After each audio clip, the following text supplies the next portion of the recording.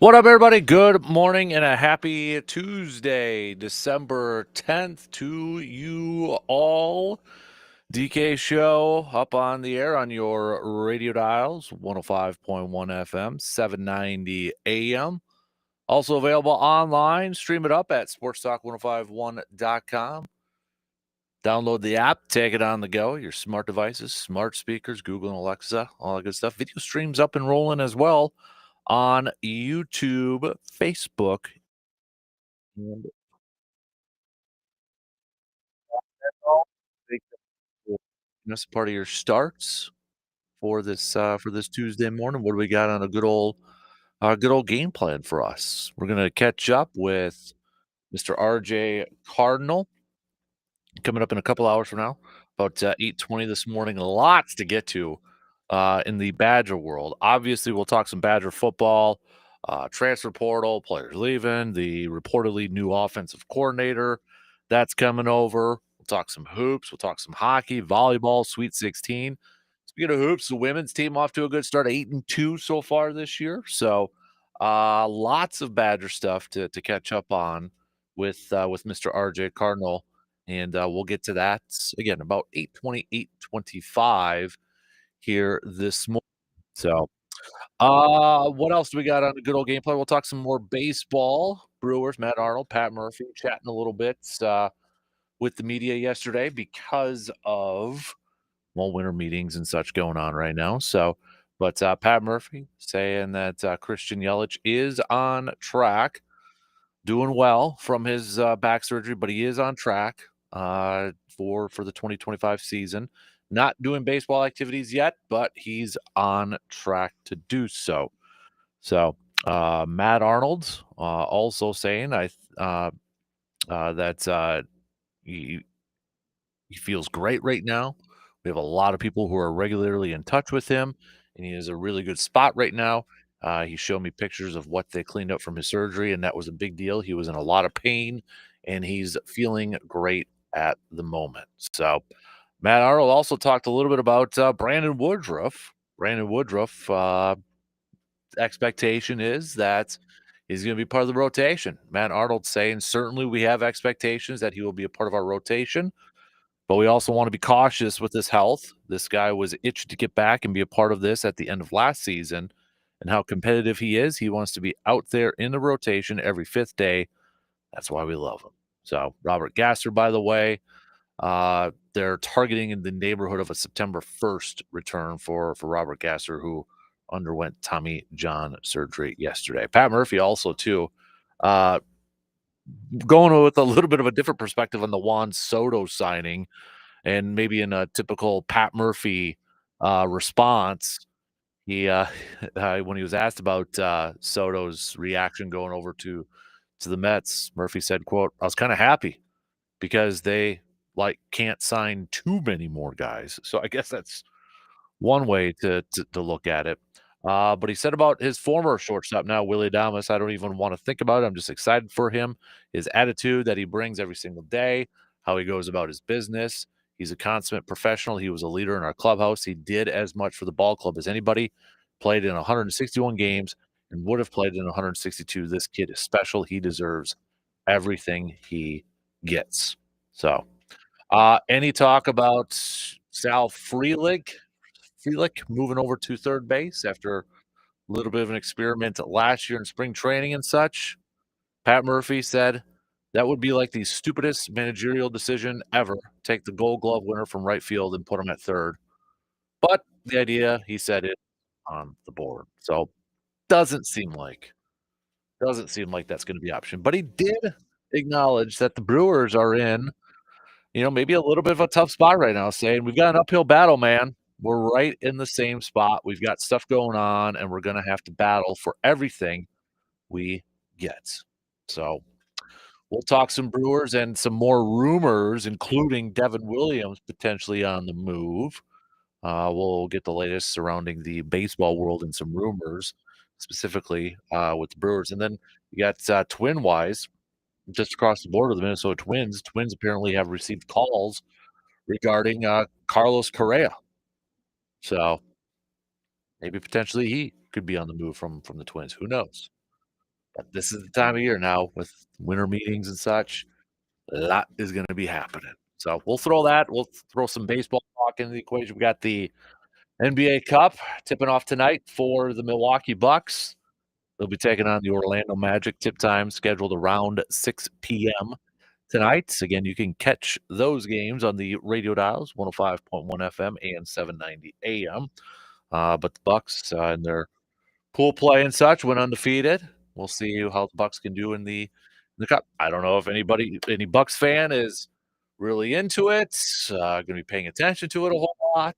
Maybe if they get to the championship game, then you will. But that begins tonight for the Bucks of Milwaukee. So we'll talk some hoops and talk about that game and preview it and such. Packers wise getting set for their game against the Seattle Seahawks on the road, Sunday Night Football.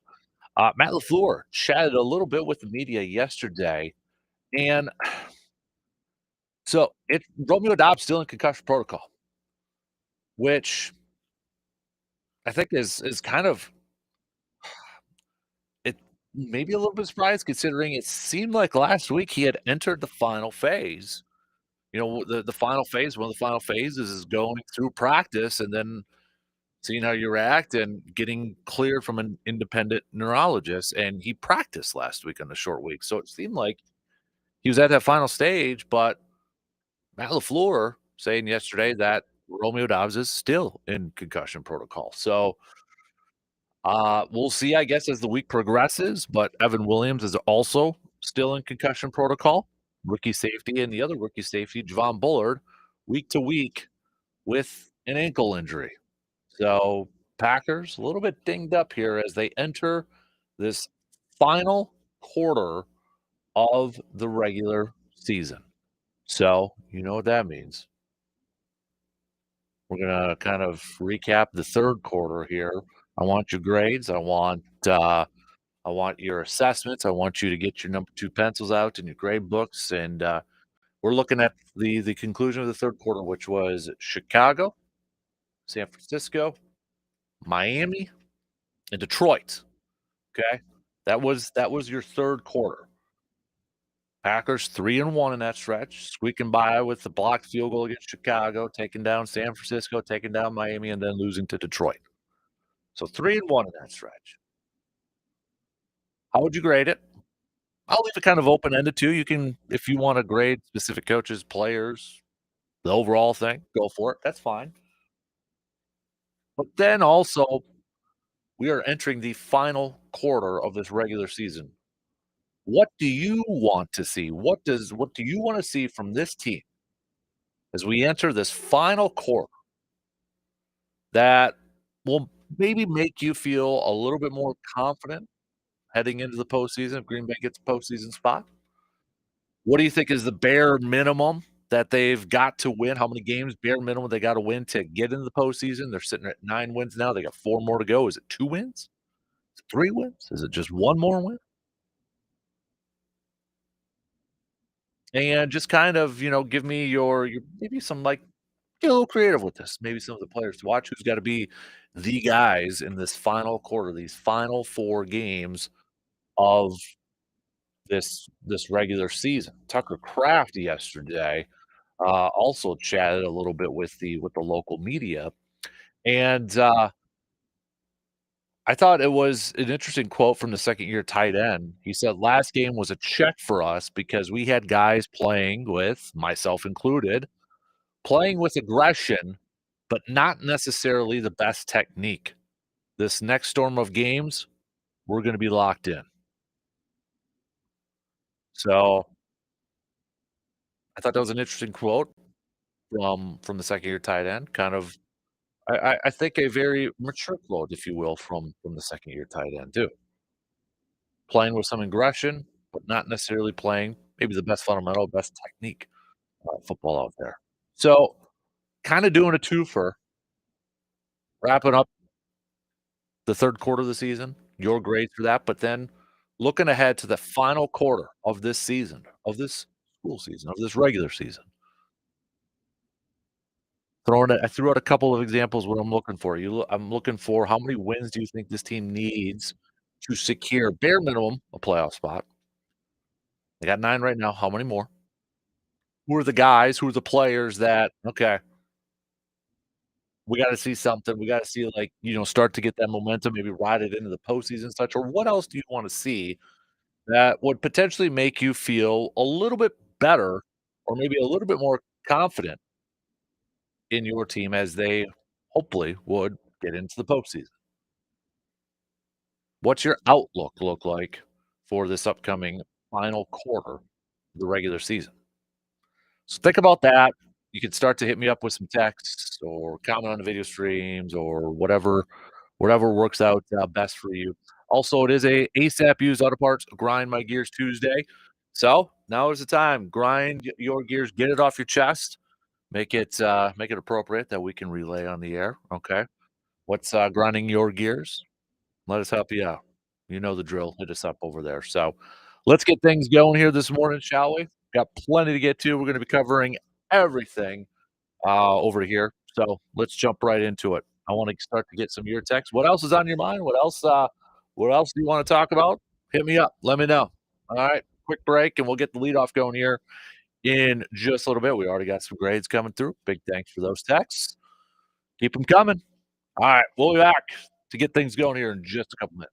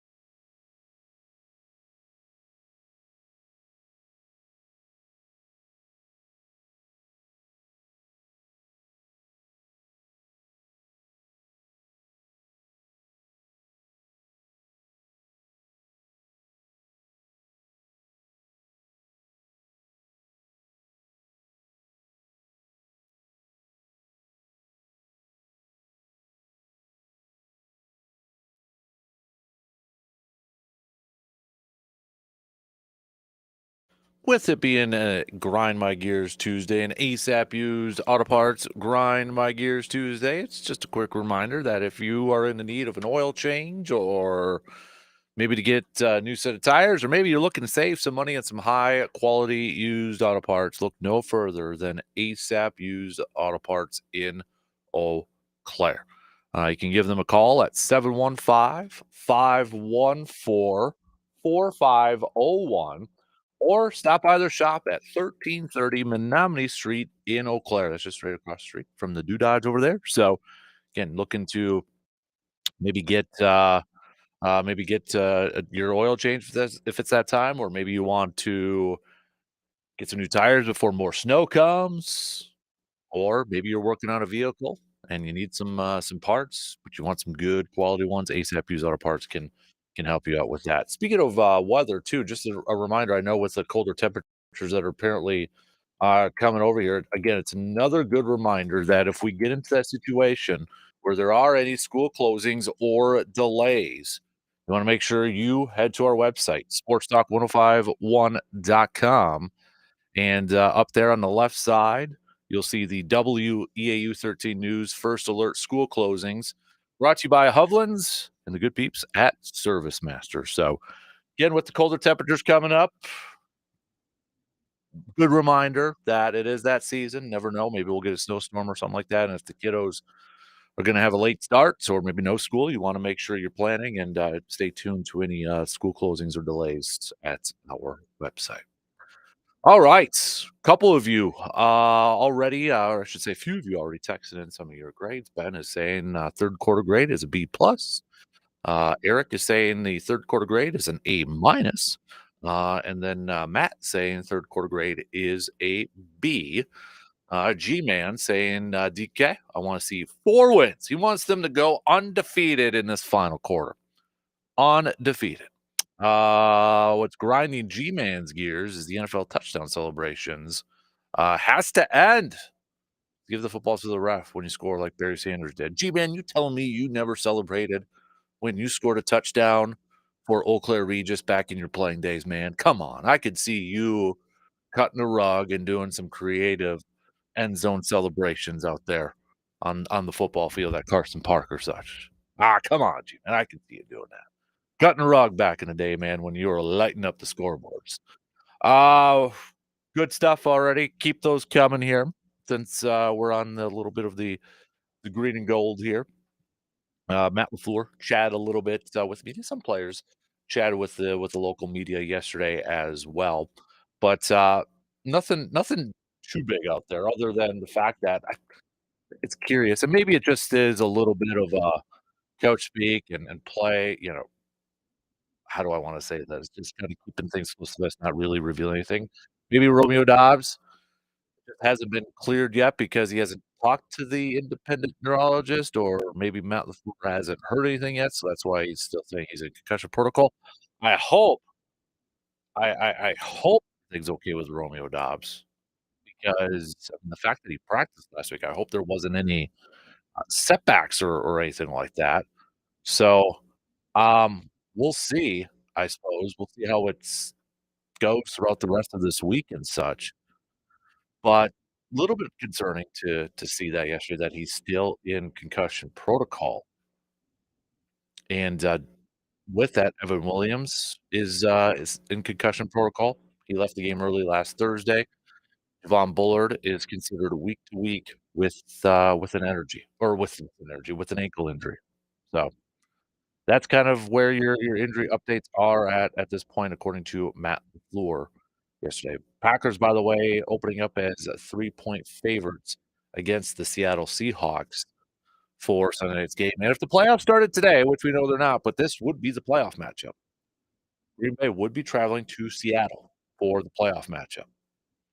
If things stand how they are and finish up with where they're at right now. However, you know, this is a big game for both these teams. This is kind of like a little bit of a maybe playoff feel here for Seattle to hold on to their division lead. I mean, you got the Rams that are coming up. Rams now 7-6. They're just coming off of a big win against Buffalo. So they're feeling good. They're feeling confident. They're getting a little bit healthier too, so Seattle's looking at this and being like, "Yeah, we gotta take care of our business right now. We gotta take care of it," and then Green Bay, they don't wanna fall too far down in these playoff standings. You lose at 9 and 5, then you're tied with Seattle for that same record, and you're gapped there, and then Washington's only on that final spot with just 5 losses too, so, I mean, it's a little bit of a kind of like a playoff type of game here. Of the teams that are currently in the postseason, Green Bay and Seattle, have the worst conference records. Seattle's 4-4 conference records, Green Bay also 4-4. Everybody else, in the top 7 there have winning records in conference play. Detroit 8-1, 7-2, Tampa Bay 6-3, Minnesota 6-2, Washington, is also at 5-3. So, when I look back at this final quarter of the Packers season, coming off their bye, Chicago, San Francisco, Miami, Detroit, I'm probably around a B myself. That's kind of where I'm at right now. Um, Chicago, you squeaked by with a blocked field goal. Yeah, you got the W. There was that was that game, I believe, too, where it just felt like there was some really questionable that was the game where I was, like, questioning some of the decisions, coaching decisions and such, and it felt like Green Bay kinda overcame some poor decisions and still picked up that win. San Francisco obviously taking advantage of a banged up San Francisco team. They got that W. Miami on Thanksgiving, they took that W comfortably. It was a comfortable win against Miami, and then, of course, we know Detroit, Thursday nights, over there. So, I'm probably at, like, a B, B plus, somewhere out around there. If we did, like, the percentages back in our school days, maybe, like, at 87, 88, or, like, an 87, 86, somewhere over there. So, that's kind of where I'm at. I mean, it wasn't obviously wasn't perfect. Otherwise, they would've been 4-0 and picking up wins against Detroit and maybe a little bit of a better performance against Chicago and such. But I think it was there was some good things. There's obviously some good things. Quay Walker, I thought, had a good 3rd quarter of the season. A solid maybe solid 3rd quarter because, you had the San Francisco game and the Miami game that really stood out for him and such, but Chicago, he kinda struggled, right? I mean, he had a nice bounce back game in that San Francisco game after I think a lot of us would agree, a horrible, not good game, against Chicago. So, you know, uh, maybe you're looking at him as maybe a B, B minus over there. Jordan Love probably gets some high grades as well, along with Josh Jacobs and such. So I look back at that 3rd quarter, and I probably give it a B, a high B over there. But now, that's in the past, and we're looking to the final quarter of this regular season. 2 on the road, 2 at home, Seattle, New Orleans, Minnesota, Chicago. Seattle playing some really good football right now. You're going to a very tough place to play football. We all know that. We've seen it before. So, and then New Orleans, well, let's take it one game. Yeah, no, we're doing the final quarter. So then New Orleans, I know there's some concerns when it comes to Derek Carr and such. Their team also with an interim head coach, but we'll see how that one plays out, and then, of course, at Minnesota and then finishing up against Chicago, which at Minnesota, they could still be playing for something. Green Bay still could be playing for something, and then Chicago, they would love nothing more than to come to Lambeau and try to play a little spoiler, if at all possible, in that game. We'll see. I it I mean, there's a chance in week 18 when we get to Chicago that Green Bay's got nothing to play for, that their spot in the postseason is locked up, a win doesn't improve it, a loss doesn't, diminish it, and then maybe Green Bay uses it as a little bit of a bye week and rest some of those guys, or maybe there's some playoff positioning, or maybe they gotta win to get in the postseason. A lot will be decided in these 3 games leading up to that point. But looking ahead to this final quarter of the regular season, this is now what I wanna see this team for me to feel confident, comfortable, feeling good about a potential run in the postseason. This is where they've got to start to put it all together. You could say, "Well, where was it been for the first 14 weeks of the season?" This is now where they gotta get that momentum going. I know some people don't believe in momentum. I believe in momentum. I'm a believer in momentum. I think it goes a long way.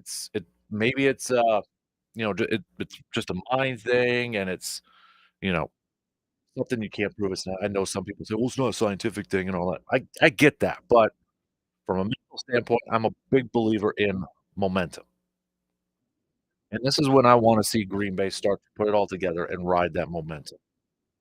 You're coming off of a loss against Detroit, a heartbreaking loss. I mean, you had shots. You put yourself in a hole, you took the lead, and then tied it, and then lost it because defense couldn't stop it, and you allowed how many fourth down conversions? Did some good things, but not enough to beat perhaps the best team in the league.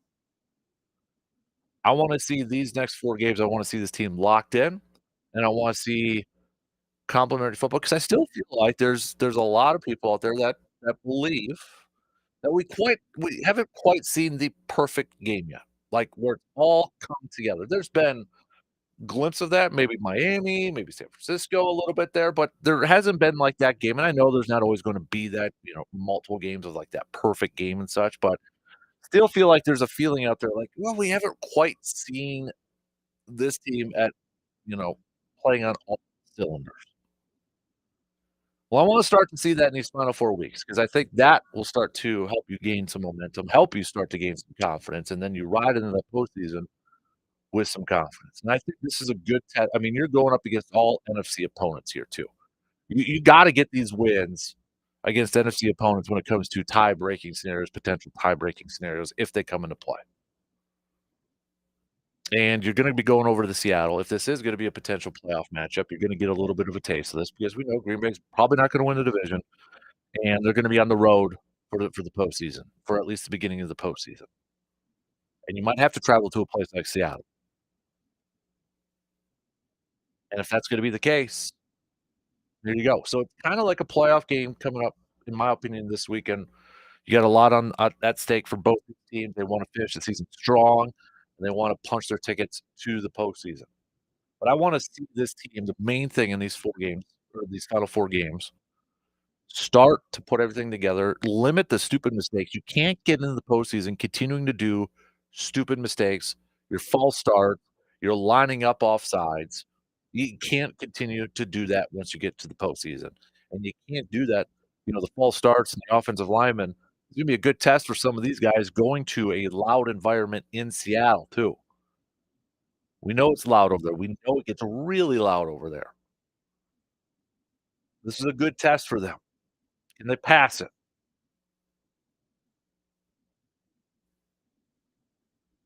I wanna see I think at least 2 wins in these 4 games get you into postseason. But if I'm being honest, I don't necessarily wanna see just 500 ball. I'd like to see at least 3. I'd like to see at least 3 get in there. Take 3 of your final 4. As G-Man said a little bit earlier, 4 out of 4 would be great, then you ride that momentum in there too, but I think at least 2 gets you in. When you're sitting at 9, 11 wins gets you in. I'd like to see personally 3 wins, at least 3 wins, and then maybe you get to that Chicago game and maybe nothing really is at stake. Yes, as a fan and, pride little thing, you wanna beat the Bears at Lambeau Field, but there could be a scenario where there's just nothing there, and Green Bay may elect to rest some guys because they won't get a bye week, and if there's some dudes banged up, they may want to just sit them down there, but gotta take it week by week. So, I wanna see this team in this final quarter get that momentum. Jordan Love, he's been a guy, and I know it's very, very, very small sample size here, but you look at what he did last year down the stretch, playing like the best quarterback in the entire league, and so far after the bye week, he's kind of been on the same role here a little bit. I don't wanna get into the very advanced stats and info out there, but, you can look at the different ones, EPAs and all that, and, everybody's like, it's trending to where Jordan Love's playing some let's just explain it to me like I'm 5. Jordan Love's playing some really good football, according to advanced statistics in the second half of the season again this year. So let's continue to see Penn play at that high level football, limit the mistakes, limit the turnovers. Let's get him hot heading into the postseason, and perhaps, the biggest thing for every team when we get to this final quarter of the regular season, let's try to make sure everybody's healthy, that we're not gonna miss any key players, that key players aren't gonna be dinged up, they're not gonna be hurt, they're not gonna be missing any postseason time or anything like that.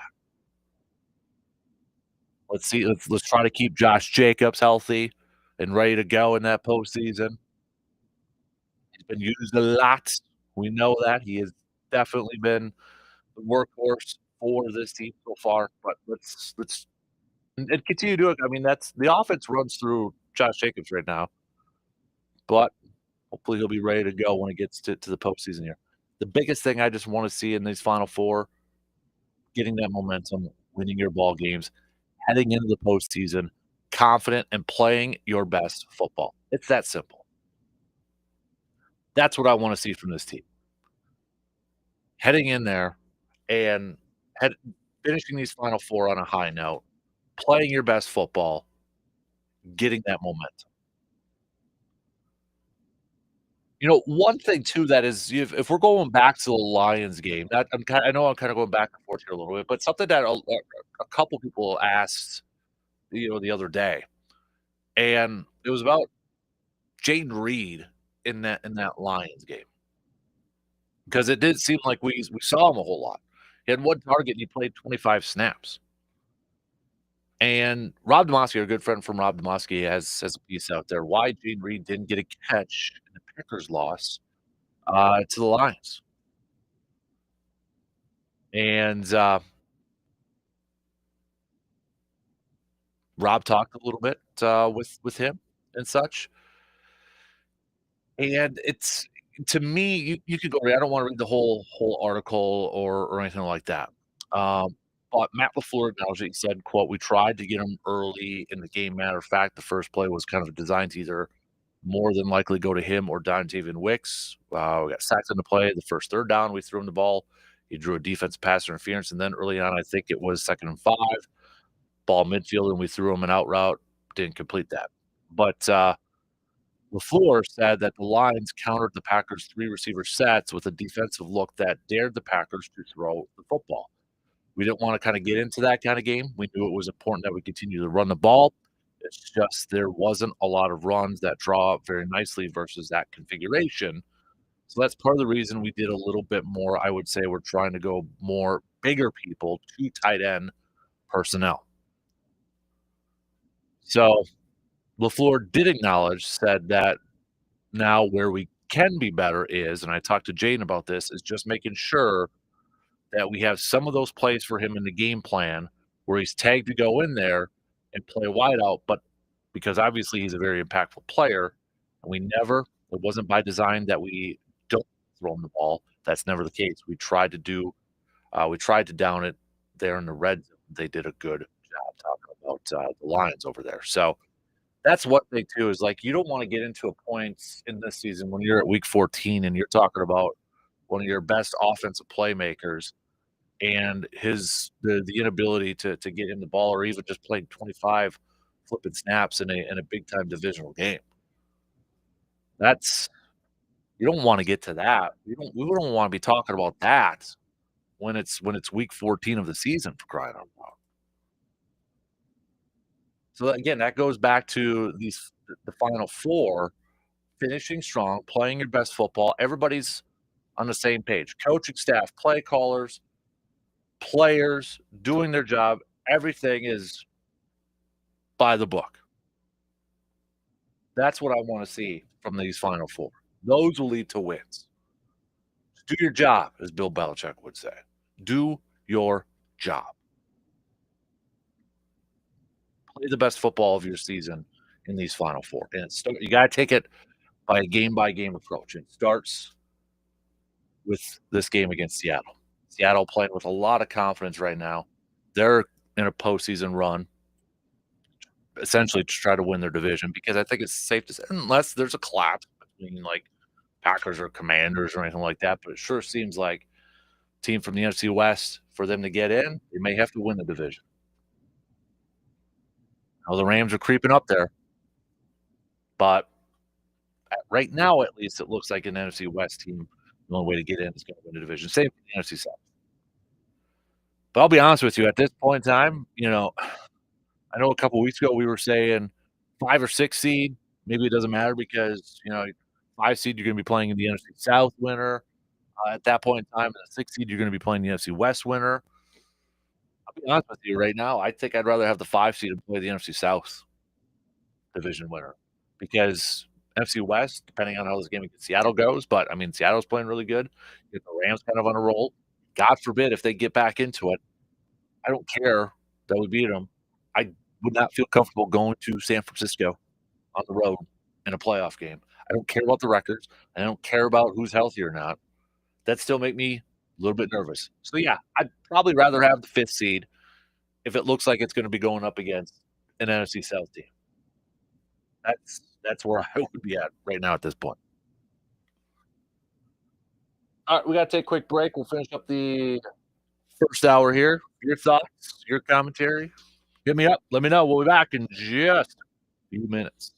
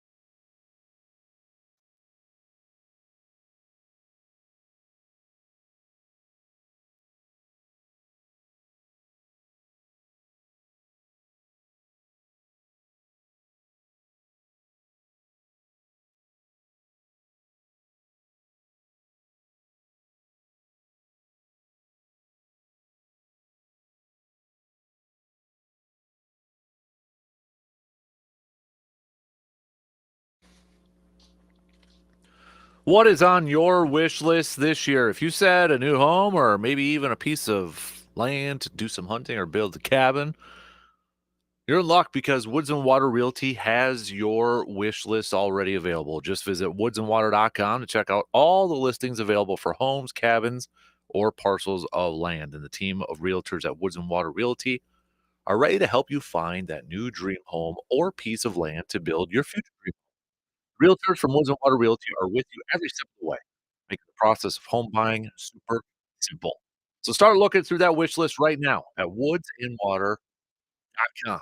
Also, Woods and Water Realty, partners of the Mobile Man Cave. We'll have the Mobile Man Cave over at the VFW Post 305, Monday, December 23rd, for our annual Festivus for the rest of us episode. Brandon will be with me over there too, so excited for that to head on over to the VFW Post 305 for that program over there. Stop on by, say hi, have some breakfast, have a little bit of the taco omelets over there. I can't wait to dive into one of those. It's been a little bit. So, somebody had asked me thoughts on the Bill Belichick to the college world to North Carolina. That's the whole thing out there. So Belichick was on Pat McAfee yesterday, of course, every week. And Belichick kinda described what his college program would look like if he said capital if he were to take it, and it would be like a feeder program to the NFL. So, essentially, he would run it like an NFL team, but feeder program for the NFL.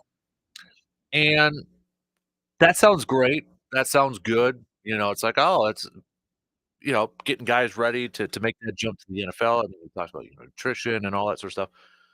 The only thing that I question would be, is that still a draw? I'm sure it's a draw for some players, but is that still, like, the number 1 draw? Like, maybe back how many years ago it'd been like, "Oh, one of the great all-time NFL players of all time." First of all, a lot of these younger kids probably don't know a whole lot about, let's just be real about Bill Belichick. They may know him. You'd be surprised how many people don't pay attention or follow the history of the game and such. But, maybe back there's like, "Okay, feeder program, my main goal is to get to the NFL. I wanna get to the NFL and all that." But now with the NIL landscape out there, is that, like, a main priority for some of these, right now, high schoolers that have aspirations to play Division I football? Do they wanna cash in now? Do they wanna make some money now? Or are they willing to go to a program that potentially could be coached by Bill Belichick and maybe not get a ton of money, but maybe get better prepared for the NFL? And then the other argument is, well, Dion doesn't recruit. Dion's a little bit different than Bill, I would say. Yes, Dion, get the NFL pedigree and such, but Dion relates a little bit better to the kids. I think that's fair to say. He's obviously got the swagger and such, so, I mean, Dion's got a different character than Bill. Bill ain't gonna go out there wearing the big old bling and all that. So I'd be curious, like, how Belichick's style would fit in a college game. I mean, what he's pitching, it sounds great. I was like, "Alright, a feeder program to the NFL and such," but my question is, with the NIL landscape, what is that still a major draw for some of those kids? Like, if they had the choice between going to one school where they could be making maybe $500,000 or Bill Belichick's team where maybe he makes 20,000 or nothing, but, hey, you're gonna get an NFL type of experience. A lot of kids taking the cash. So, I don't know. Like, I know it's picking up steam and such. I'd be a little surprised, and remember too, it's like his one of his best buds, Nick Saban, left Alabama, left college football because he didn't like how it was going right now. So he's got that resource to be talking to. So I don't know. I still have my questions about whether he's actually gonna make that jump to the NFL or to the college game. I don't know. I don't know. So, he may wanna coach. That may be his thing, like, he just wants to get back to coaching and such, but I struggle to see that a little bit. Alright, coming up, a little bit later on, we're gonna talk some more Badgers. RJ Cardinal's gonna be joining us. Lots to catch up on with him, new Badger offensive coordinator, transfer portal stuff. We've got hoops, hockey, women's volleyball is in the Sweet 16. So we'll catch up with RJ coming up at about 8:20, 8:25 this morning. Next hour, we'll talk some more baseball. Brewers, Pat Arnold, Pat Murphy, and Matt Arnold. Chatted with the media from winter meetings yesterday. So we'll get to some of the comments they said. Willie Damas, Christian Yelich, and such. Bucks begin their NBA Cup tonight. Tip off tonight, taking on the Orlando Magic. Tip time is going to be at about 6 p.m. Although we know, whatever reason, when it comes to NBA games, they never start on time. So it'll probably be a little bit after. But coverage will begin on the radio dials about a half hour beforehand, about 5:30. You can check out that game at 105.1 FM, 790 AM. So we'll talk some hoops. Don't forget, it is also a Grind My Gears Tuesday. And ASAP Used Auto Parts Grind My Gears Tuesday. What is grinding your gears? You can hit us up with a quick text at 715-830-1912 on that Shoe Doctors bullpen line. So, what else do we got going over there? We'll get back to some more of your texts coming up here in just a little bit. We got some more grades coming through here, and what you are looking for this final quarter of the regular season for the green and gold. So a couple of you have chimed in on that. We'll get back to those texts coming up a little bit later on here too. So I'll give you a few more minutes for the rest of you to text some of those on over too. So we got that. We're covering everything right now. Going to be covering everything over here. So, but okay. I love getting spam messages on our video streams. That's just dumb. That's just dumb. So, but anyways, we'll. I'm excited to talk to RJ coming up here in a little bit and see what the talk is like down in Madison with their new offensive coordinator coming over to leaving Kansas, former offensive coordinator from Baylor for a couple of years, spent last year with Kansas, coming over to Wisconsin. Sure seems like it's going to be a run-heavy style offense. So maybe Badger fans kind of excited about that to get back to hitting the ground game for the Badgers. So we'll talk to RJ and get his thoughts and reaction on it too, and get a little bit of a background on kind of what the messaging is like over there. So a couple minutes, we got Morgs. What's up, Morgs? Hey, you got baseball on today? Winter meetings are going on right now. Okay. Yeah. Now, do you find it hard to get into the spirit of a different sports season when we're like obviously in the throes of football right now, or can you gear back and forth pretty easily? I can gear back and forth pretty easy. Okay, so we're in basketball season now. I have a question for you that's kind of related. Have you ever seen the Globetrotters live? I have not. Okay, thinking about it for my niece who's a basketball fanatic, and Siggy, what do you think? Because here, my experience with the Globetrotters, I remember this distinctly. I used to love watching Scooby-Doo. That's funny you say that because I was going to say the one time I did watch the Globetrotters was Scooby-Doo. Seriously? Yeah, okay. yeah. Because that was the one cartoon that used to do like celebrity cameos, and they would have the animated version, aside from like The Simpsons and stuff, but talking about when I was little. And they would always bring in these cameo appearances. Like I know they did Sonny and Cher one time, but they had the Globetrotters on Scooby-Doo. And so ever since then, I was, like kind of low grade obsessed with them. And they're coming to our area, as they often do. I know they're going to be down at Sonotay coming in January. And I was just wondering if anybody out there has seen them live and knows what that's like. Yeah, I have not seen them live. I think they were on Hanging with Mr. Cooper on TGIF one time. Oh, Hanging with Mr. Cooper back in the day, for sure. A very underrated program back on the TGIF You like lineup. that? Oh, yeah. What do you think coming from that same TGIF lineup? Because I know like Family Matters, Full House. Did you have a regular routine and a favorite from that lineup and era?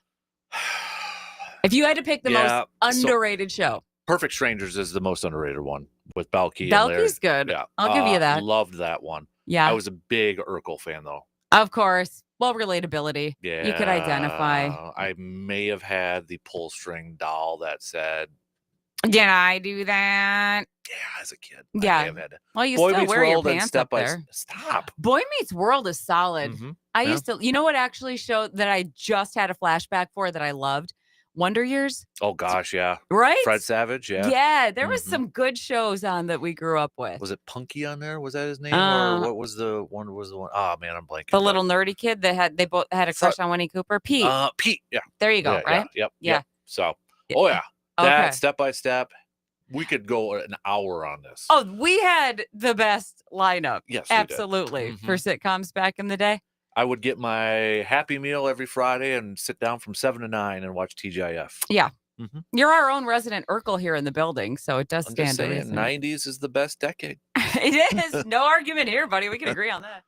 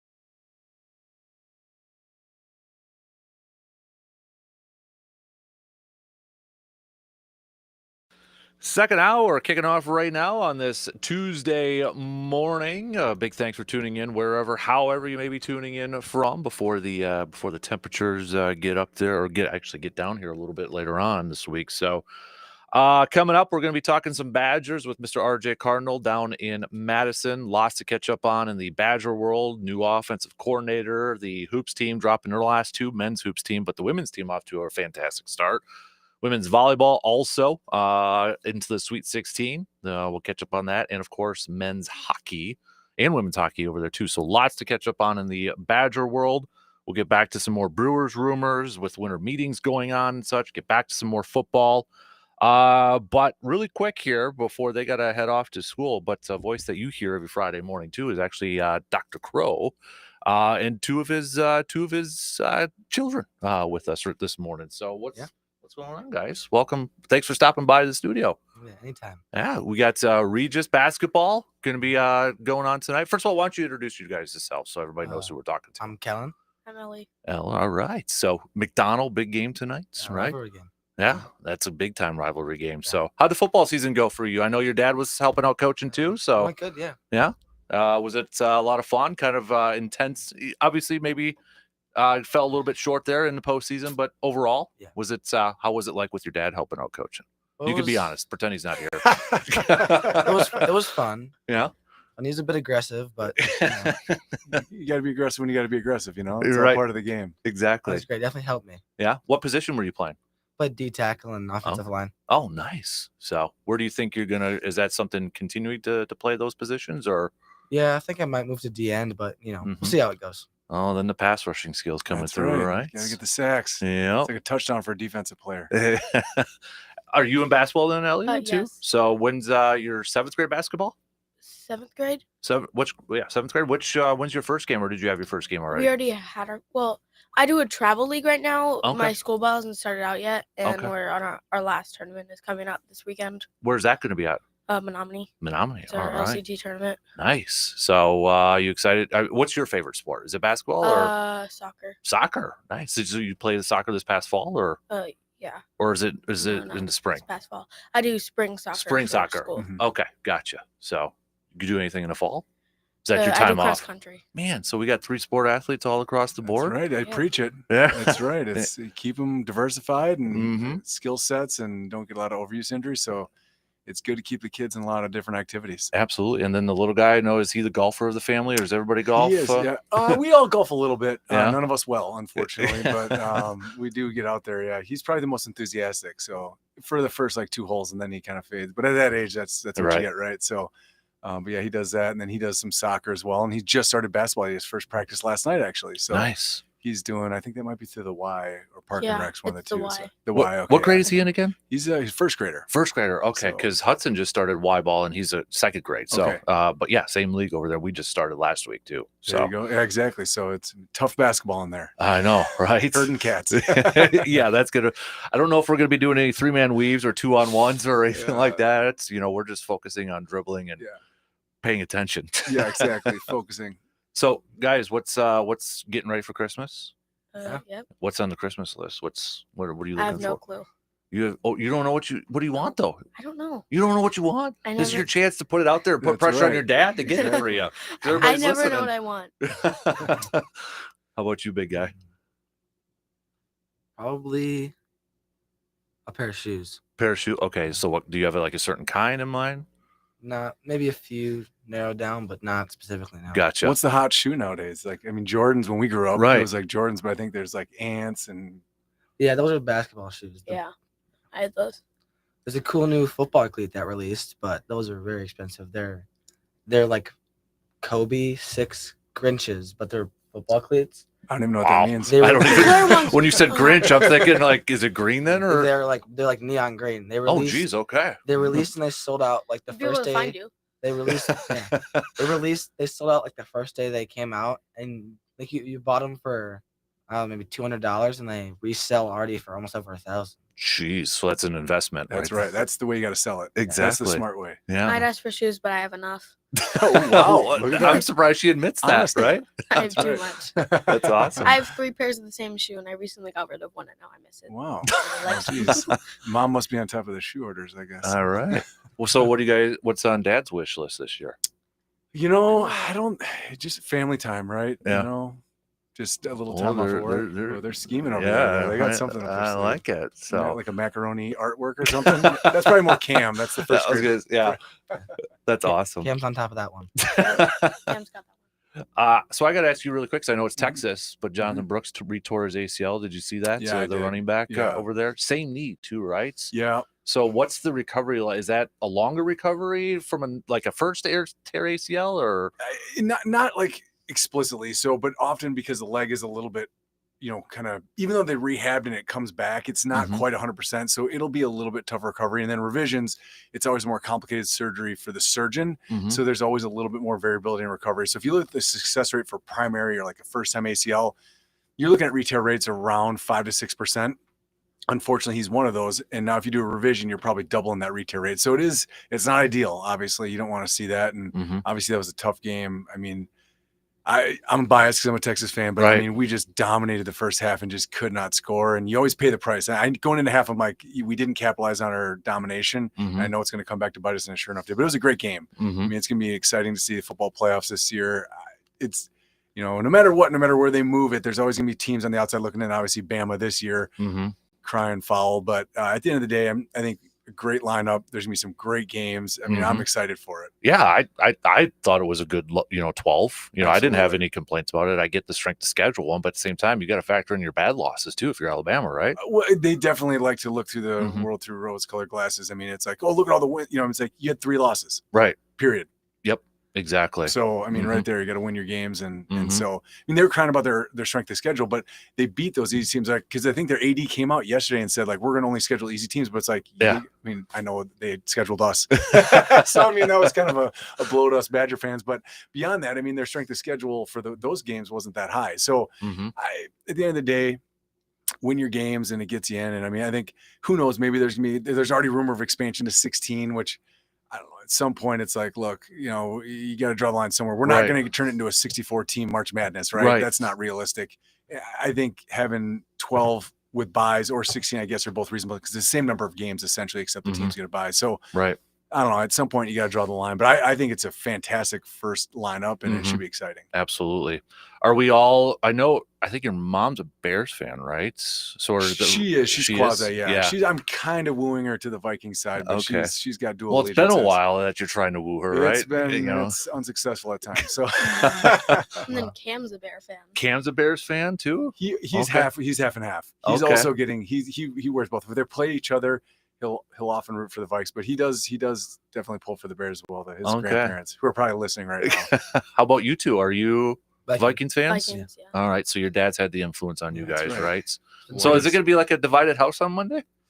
I think maybe one or two Yeah. Bears people, but I just I don't want to speak ahead of myself, but I think we should have that game in hand. Mhm. The way the Bears have been playing, but any given Sunday, right? That's Exactly. the saying. You got Yep. to win their them. game against the Lions. Yeah. Exactly. So who's your favorite player in the Vikings? Is it Jefferson, JJ? Yeah. Yeah. Same one, Justin Yeah. Jefferson. So, are you guys? You got to be honest. You're a little surprised at how well you guys have been doing this year, Minnesota. A little bit. I thought it was gonna be like a rebuilding year with Mhm. like a new quarterback, but obviously he didn't play. Right. Like McCarthy's injury. Mhm. Well, what was it again?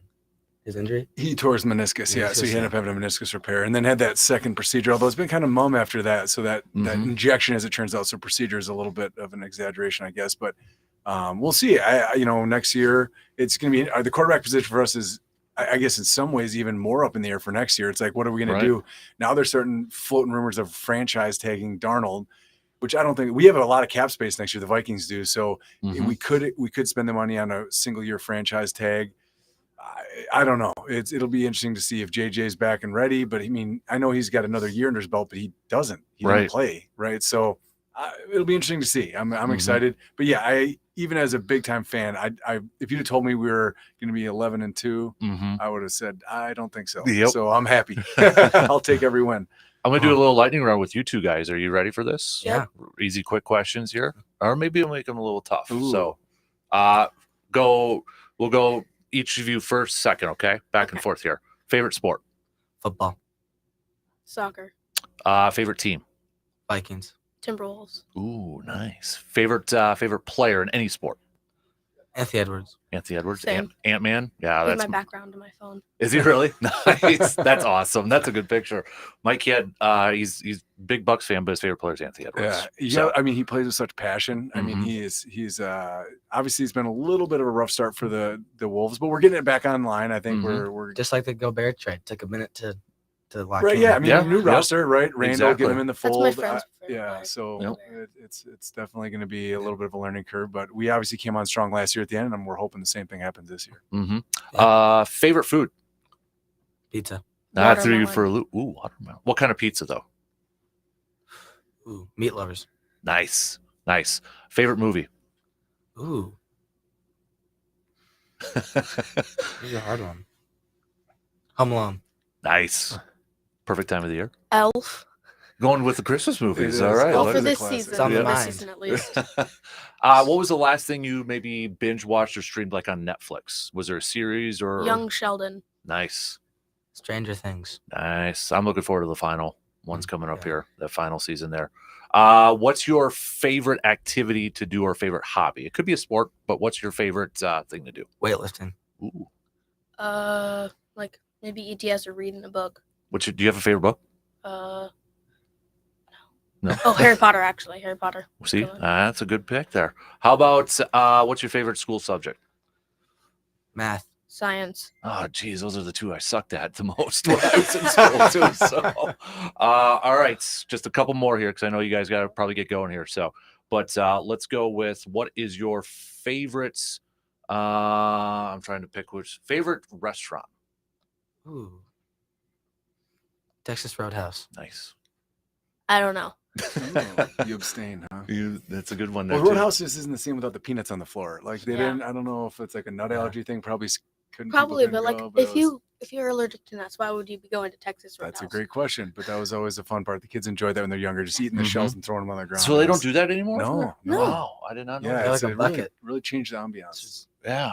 See, I'm allergic to peanuts, but it never bothered me. Yeah, well, So you're here today unless I- talking, so you survived it. Yeah. But the way I found out I was allergic, third grade, we made log cabins with peanut butter, and the Ah. smell got me. So I remember at recess, I was on the swing, my eyes swelled shut. That's So I yeah, was peanut like, allergies yeah. are no joke. Mhm. Yeah, Only you like carry an slightly EpiPen? traumatizing. You gotta Yes, exactly. Slightly traumatizing. Yeah, Yeah, I didn't they know get what was ya. going on. Yep. And that happened to be parent teachers that night too. So that was a good conversation go, over absolutely. there. So, all right, final question. Who's gonna win the Super Bowl this year? Ooh. I'd love to say Vikings, but I don't know if this is our year. I'm testing your fandom here right I'd now. say- So Probably. We'll see how the Ravens. Like I'm trying to think of the powerhouse teams: Ravens, Chiefs, the Lions. Buffalo.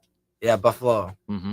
I think Buffalo or Lions probably. Those are the. I Mhm. think that'll be a Super Bowl. That would be like the one I think a lot of people who aren't fans of those teams would want. Yeah. You know, Yeah. the feel good one. So Well, if it's Alright. Ellie, yeah, you Yep. gotta- who are you going for? I agree with him. Yeah. how about the NBA championship? Uh, Basketball? I was gotta wait and see. Geez, a politician over Right? there. Yeah, exactly. Taking it neutral. So college football playoff? Ooh. I mean, Oregon, I Mhm. think, but yeah, they're the one seed. They've played outstanding this year. Mm-hmm. I think they'll keep playing. I think they'll win, but we'll see how it goes. I got them playing Texas in the Final Four. Yeah. Over there, so. There's gonna be some awesome matchups. Mhm. Is it already this weekend, or is there another week? I think there's another because isn't the Army Navy game this week? I'll have to I don't double know. check. Yeah, I would have So- to look into that. But it's because they're obviously there's going to be 3 rounds, right? So Mhm. they go, yeah. So it's they got to start playing fairly soon. Yeah, they do because I think Brandon, who's usually on with us, he's putting together a pool for everybody out there to Oh. make picks. First ones are Friday, December 20th, Indiana at Notre Dame.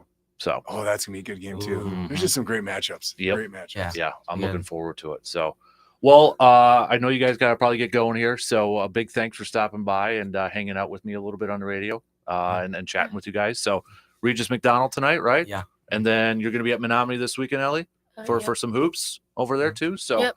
best of luck on your upcoming seasons. Thank you. And Thanks. hopefully Santa treats you good for this Christmas Yeah. season too. Let us know what you got, okay? We'll see if they're on the good list. I don't know. Exactly. It's So- up in the air. Hopefully. Yeah. Austin, thank you for everything, buddy. Yeah, We see you appreciate it. We're gonna take a quick break here, and we'll be back. We'll get back to some more baseball talk and of course some Badger chats as well coming up after these quick words.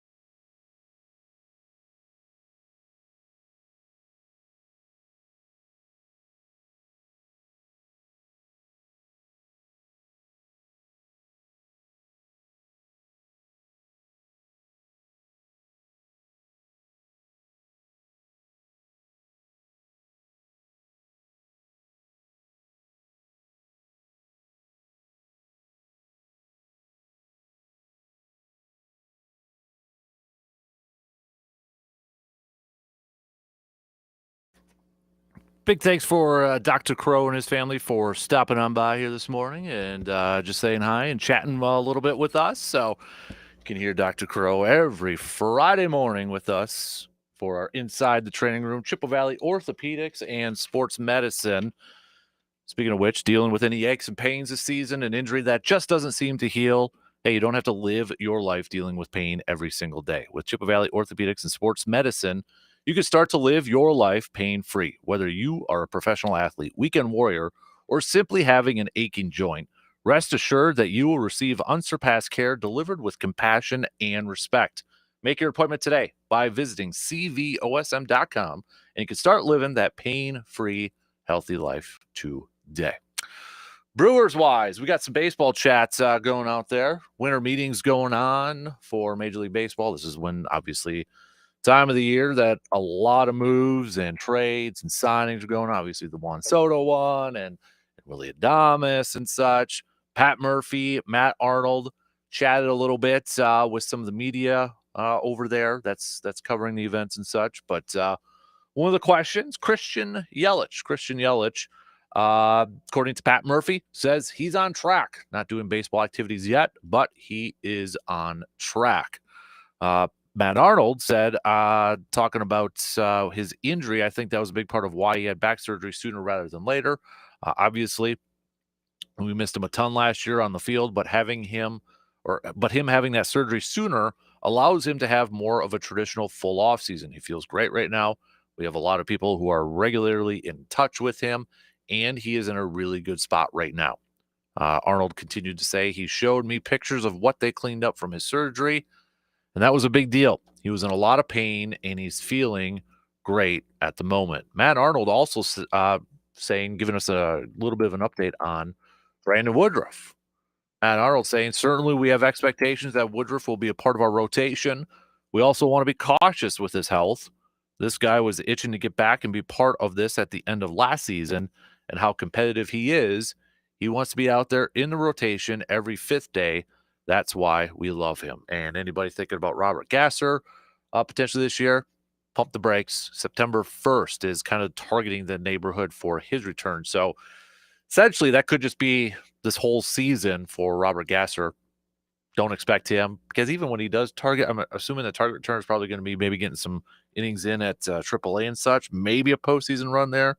But I wouldn't expect to see Robert Gasser on the ball club this year as he's working his way back from that Tommy John surgery. So big question, obviously, surrounding this Brewers team now with Willy Adames, who we know was probably going to be leaving.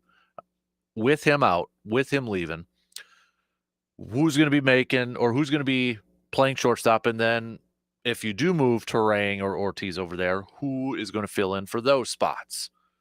Pat Murphy yesterday said, he did talk about those two as potential options over there. One option may not be Sal Frelick anymore. Sal Frelick was a player that was getting some work in spring training last year at the third base position. But Pat Murphy said, quote, that would be like the stupidest managerial decision ever. Take the Gold Glove winner from right field and put him at third. A little jokingly, tongue-in-cheek comment from Pat Murphy, but he did say the idea is on the board. And Murphy acknowledged Brewers have a little bit of an uphill battle. Said we're right in the same spot. We've got stuff going on, and we're going to have to battle for everything we get. So some of the latest rumors out there, one of the names that is being talked about potentially being on the trade market is Brewers closer Devin Williams. According to Ken Rosenthal and Will Salmon, who we've had on the program before, at least 10 teams have checked in with the Brewers about Williams, including the Dodgers and the Yankees. According to this, with this much interest in the closer, there is a sense that the Brewers might wait until later in the offseason to deal Williams, if at all, since they could land a bigger return once the free agent relief market clears out. Maybe similar to how they did the Corbin Burnes trade last year, right before spring training, right? They got that package back of Ortiz and DL Hall and a pick.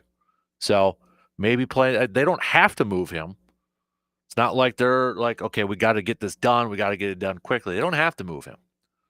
But it sure seems like that writing's on the table. One other rumor that popped out yesterday when we were getting off the air, and I don't know how much I get this one, but this was from John Morosi. The Brewers are among the teams still engaged with the White Sox on Garrett Crochet, starting pitcher. Remember, Garrett Crochet last year was a name that was hotly mentioned at the trade deadline.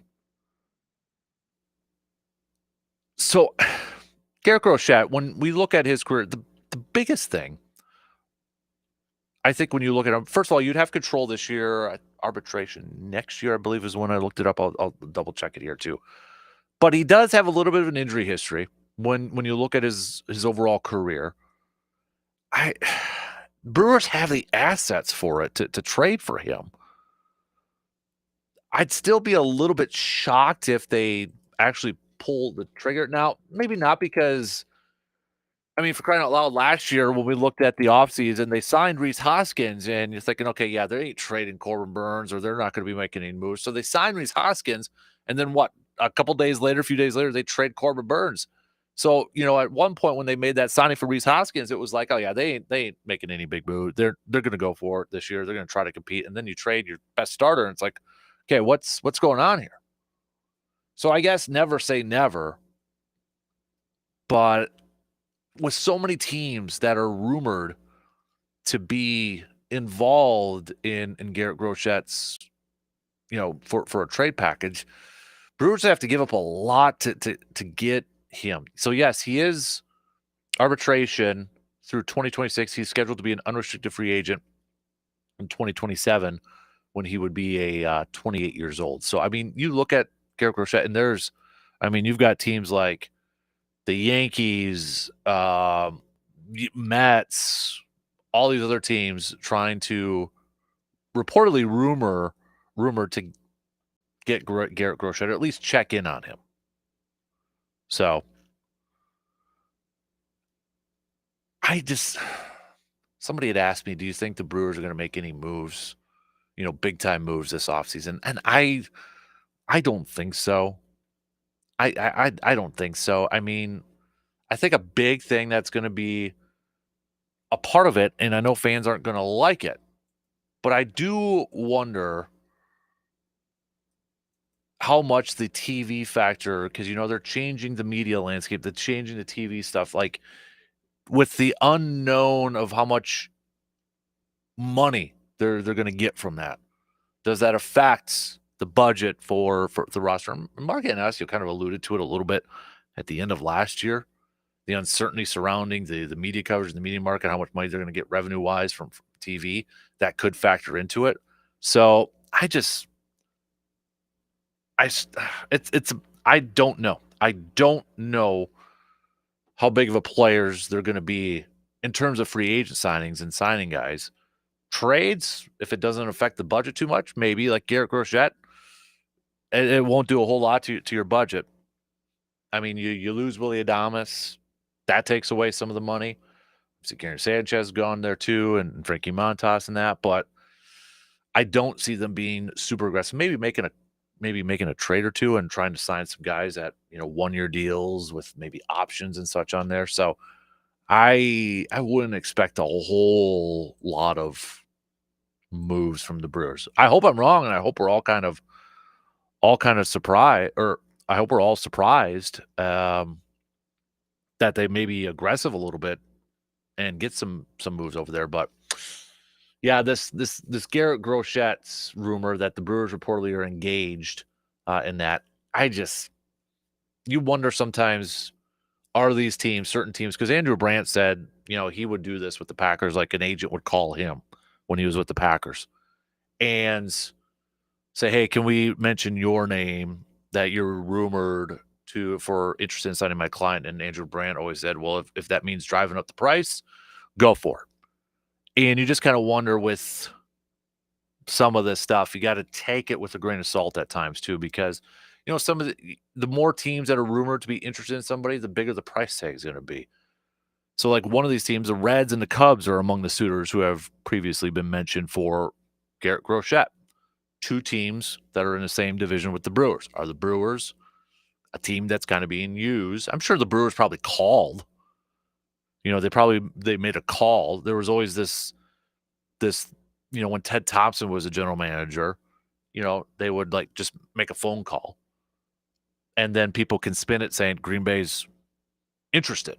He was just making a phone call, saying, hey, if it's at this level, we're interested. It was always like lowballing it. But you can spin it by saying Green Bay was interested. They made a phone call. Could be the same thing here for the Brewers, or maybe they're legit interested in acquiring Garrett Groshette. It feels like on paper, and when you look at it, and I know Brandon Woodruff's a little bit, of a wild card. We don't know what to expect from him. They don't have Colin Ray anymore, so maybe they're looking for another veteran to put in there because they're going to be relying on a lot of youngsters. Tobias Myers is going to be in there. DL Hall, is he going to be part of the starting rotation over there? Jacob Mizorowski, are they going to elevate him to the major league level for this upcoming season, or they're going to start him off at AAA? We know Robert Gasser's not going to be ready for this year, so maybe they're really looking at another potential veteran to put into this line. You got Freddie Peralta in there. Freddie Peralta, Tobias Myers. Let's assume Brandon Woodruff's in there. So you do got a couple veterans over there, but maybe they want another guy in there. Maybe they're looking at like, oh, okay, maybe we're losing some power, losing some offense with our bat and such. So we're going to counter that by getting more consistent starting pitching. But Garrett Groshette, though, too, you got to factor in the injury part of it, looking at his history. I'd love it. I mean, if we're on the air and it's announced that the Brewers acquired him and such, all right, cool, let's go. I'm still a little skeptical. So, all right, let's take a quick break. We'll talk some hoops. We'll get back some more football talk. We're in the first hour, too, looking ahead to the final quarter of this regular season for the Pack. What are the biggest things? What are the main things that you're going to be looking for or you want to see in this final quarter coming up here for the Packers as they will kick that final quarter off going up against Seattle on Sunday night? Hit me up with some texts, 715-830-1912. We'll take a quick break, and we'll be back to finish up the second hour after these quick words.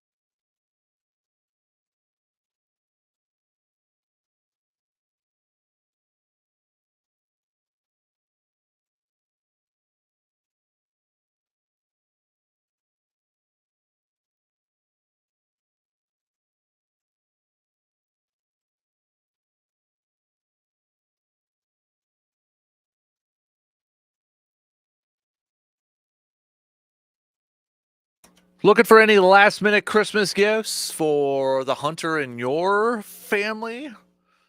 Go visit our good friends at Tilligan. Was just there yesterday, picking up a couple items for Christmas this year for some peeps over there. So stop on by, check out their awesome shop over there. Sean Hunter will hook you up, try to find just what you're looking for over there. Fantastic customer service at Tilden Gun, 12427 90th Avenue in Chippewa Falls. Love the boys, Hunter and Sean at Tilden Gun, and a big thanks to them for helping me figure out a couple of Christmas gifts over there too. Can't reveal too much info until after Christmas. So it's got to be a surprise, right? It's got to be a surprise over there. But if you are looking for, again, any last minute items, maybe it's a new deer rifle or maybe a scope or accessories like that, go visit our good friends at Tilden Gun. All right, we got about 15 minutes at the top of the hour. Final call for any what's grinding your gears. An ASAP used auto parts, grind my gears. What's grinding your gears? Okay, hit us up. I know you got something. Hit us up. We'll get to those coming up just past 8 o'clock before we get to Mr. Cardinal and talk some Badgers. A lot of Badger stuff to be talking about here. So Bucks, meanwhile, they will be back in action tonight, taking on the Orlando Magic for the NBA Cup. The Bucks team, too, a little bit of an interesting nugget. This was from yesterday. Over the last 10 games, the best three-point shooting team in the league in terms of three-point percentage would be your Milwaukee Bucks. 44.1% from three. A lot of that is AJ Green, I would throw in there. You've got obviously Dame and such, but Gary Trent Jr. I think AJ Green has been one of the nice surprises for this Bucks team this year. When you look at, different parts of it and how the season has started off, we're entering the second quarter of this season.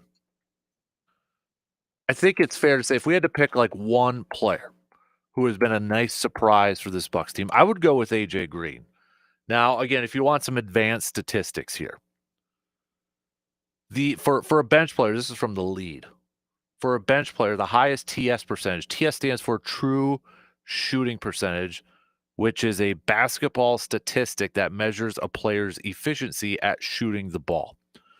It's an advanced statistic that takes into account 2- and 3-point field goals and free throws and is intended to be a more accurate calculation of a player's shooting than field goal percentage, free throw percentage, and 3-point field goal percentage alone. The number one bench player in the league, AJ Green, 77.8%. There's another Buck player on here too. Gary Trent Jr. is in the top 10. He's at a 66.4%. But AJ Green, if we look at this advanced statistic, and again, I'm a believer that you can almost come up with a stat for anything.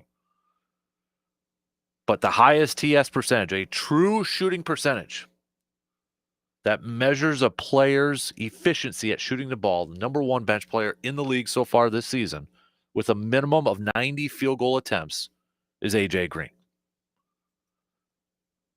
And I feel like it almost happened with his increase in play for the Bucks. I almost feel like it happened on accident. Like when they were going through that tough stretch and trying to figure out what's going on. And I almost felt like Doc's like, okay, we're going to do this. And he threw AJ Green out there, and AJ Green responded. AJ Green's defense has been fantastic.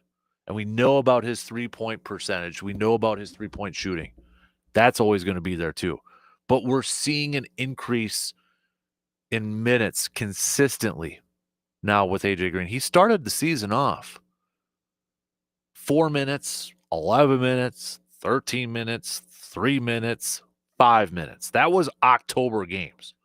Okay, he was averaging 7.2 minutes per game. Then comes the month of November, and it explodes, averaging 25, a little over 25 minutes per game, and 10 points per game coming off the bench. shooting 49.4% from the field, 48.1% from three. December so far, the minutes, they're still around there. They're still there, 23.2. Now, it'll be interesting to see with Chris Middleton back, whose minutes suffer. I'm sure it's probably going to be a couple minutes here and there for everybody. But still, compared to November, 25 minutes per game, 23.3. His three-point percentage in just 4 games has been 50%. You take away his 2 for 11 performance against Atlanta, where he shot 18.2%. He was perfect in his other games, although the attempts were just like 2 or 3. Points are down a little bit too, 7.3 points per game. But it'll be interesting to see, again, with Chris Middleton involved back in the rotation, how does this lineup shake up? Shake out? Whose minutes get cut the more Middleton starts to play? He's been getting about 20 minutes, a little over 20 minutes per game so far, and he's coming off the bench. Well, if we look at the last game against Brooklyn, the win this past weekend on Sunday, Chris Middleton came off the bench, had 20 minutes. Bobby Portis played 31 minutes off the bench. Gary Trent Jr., 25. AJ Green had 22.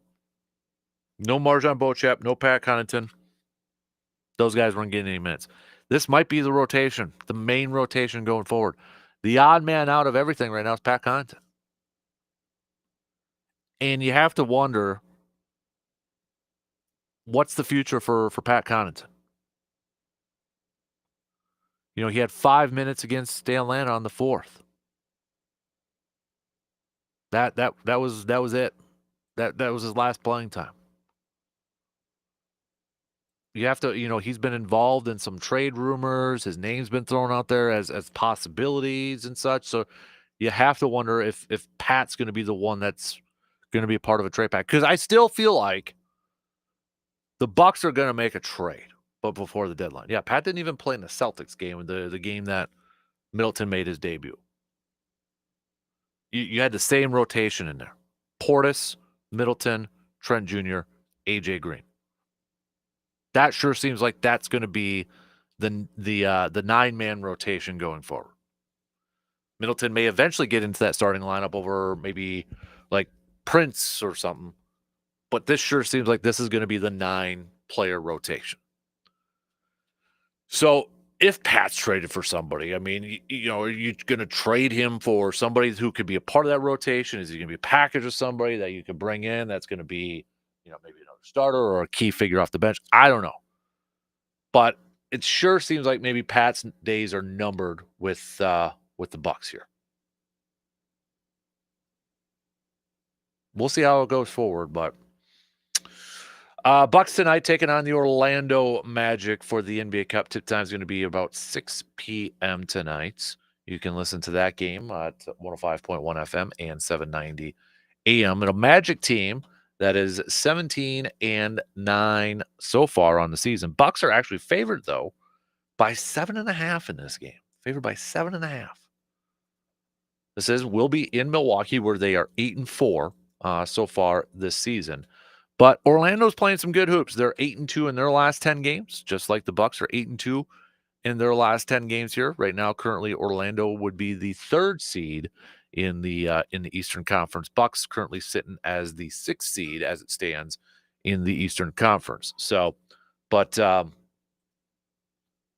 think it should be a good game coming up here tonight. I know Paulo's not going to be playing. Paolo Banchero is not going to be playing, so that's a big loss for the Magic and such. And they're banged up. Let's face it, they're banged up injury wise. So that's a big reason why the Bucks are a 7.5 point favorite, even though Orlando is just coming off of a win against the Phoenix Suns back on the 8th, 115-110 victory. So, but game 1 coming at you of this NBA Cup series tonight. You into it? You into the NBA Cup? I'm not. I'll be real. I'm not into it right now. Now, if the Bucks advance to this thing and they're playing for it, I probably will get into it a little bit more. it's still new. I know it's in its second year and such. I'm just, yeah, it hasn't really. I haven't really got into it too much, but I think just naturally, if they advance and they get to that championship game, or maybe the game to get to the championship game, I uh I think I'll get more into it at that point. So I don't feel like the NBA Cup means a whole lot to fans. Maybe it means a little bit more to the players and such. I mean, look at last year. The Lakers won it and then did nothing after that. Players get some more money. The team gets to put up another rafter. They get to put up another trophy in their trophy case and such. But from a fan's perspective, it doesn't mean a whole lot to me. So, all right. This is funny. I'll get to these just coming back after the top of the hour. But we've got a couple of grind my gears. One of them's from John, and one's from Surveyor. They just came within like a minute of each other, and they're both the same thing. I don't know what, but I'll just say, get ready, Lions fans. We got a couple people grinding my gears about you. So that's funny. It just literally John from Eau Claire and Surveyor Sam within a minute of each other. Same things grinding their gears. So last call to get those in. Text it on over to me. I always like it when Surveyor texts in his grind my gears because, well, he goes into depth and he goes into detail here. So that'll be a good one to get to. All right. I'm excited to talk to RJ coming up in about 25 minutes too, because boy, do we got a lot to catch up on when it comes to the Badger world here. I'm really curious to get his thoughts on the new offensive coordinator, the reported new offensive coordinator for the Badger football team. So we'll get that. I got to give some love to the women's basketball team too. Off to a good start this season. Men's team falling to 20th in the latest AP polls after losing their last two games against Michigan and Marquette. Marquette fell one spot after they lost to Iowa State, but then beat Wisconsin. So talk about that. Talk about hockey. We got women's volleyball, Sweet 16 coming up later on this week too. So plenty to talk about with Mr. Cardinal coming up at about 8:20, 8:25 this morning. Still looking for your grades, or what are you looking for? Like third quarter grades for the Packers. That would include win against Chicago, win against San Francisco, win against Miami, loss against Detroit. Your grade from that, and then your outlook for the final quarter. What is the minimum amount of games you think the Packers have to win to at least clinch a playoff spot? And what's your biggest question heading into this final quarter about the Packers? What's your biggest question? Think about it for a little bit and then hit me up with your thoughts, okay? Curious to get your responses to all that. Got a couple grades here from third quarter. We've got Nick saying that he's going with a B for a third quarter grade. Scott's going with a B plus for a third quarter grade. And then Jake's going with a B plus third quarter grade as well. Okay. Shot clock's going to cut me off here in a minute. So we'll have a busy 8 o'clock hour here. Again, last call for your ASAP Used Auto Parts Grind My Gears Tuesday. Get those on over. Text them to us. You can either text it or go on the video stream if you'd rather do the video stream over there too. So hit us up over there or on the socials too. Whatever's easier for you. So a couple more grades right before I get cut off here. Packers A minus third quarter grade. Biggest question mark I have going forward is health. That's from Kevin. And then don't have a name for this texter. Biggest question mark I have for the Packers heading into the final quarter is will they limit these stupid penalties? Will they finally figure it out? All right, good ones. Keep those coming. Okay. Keep those coming. Still weird to say that we only got 4 more regular season games to go here. Boy. I know we probably say that every single year, but. All right, 2 in, 1 more to go. We got some news updates, and then it's grind my gears time. Get ready. Here we go. Quick break. We'll be back in just a couple minutes.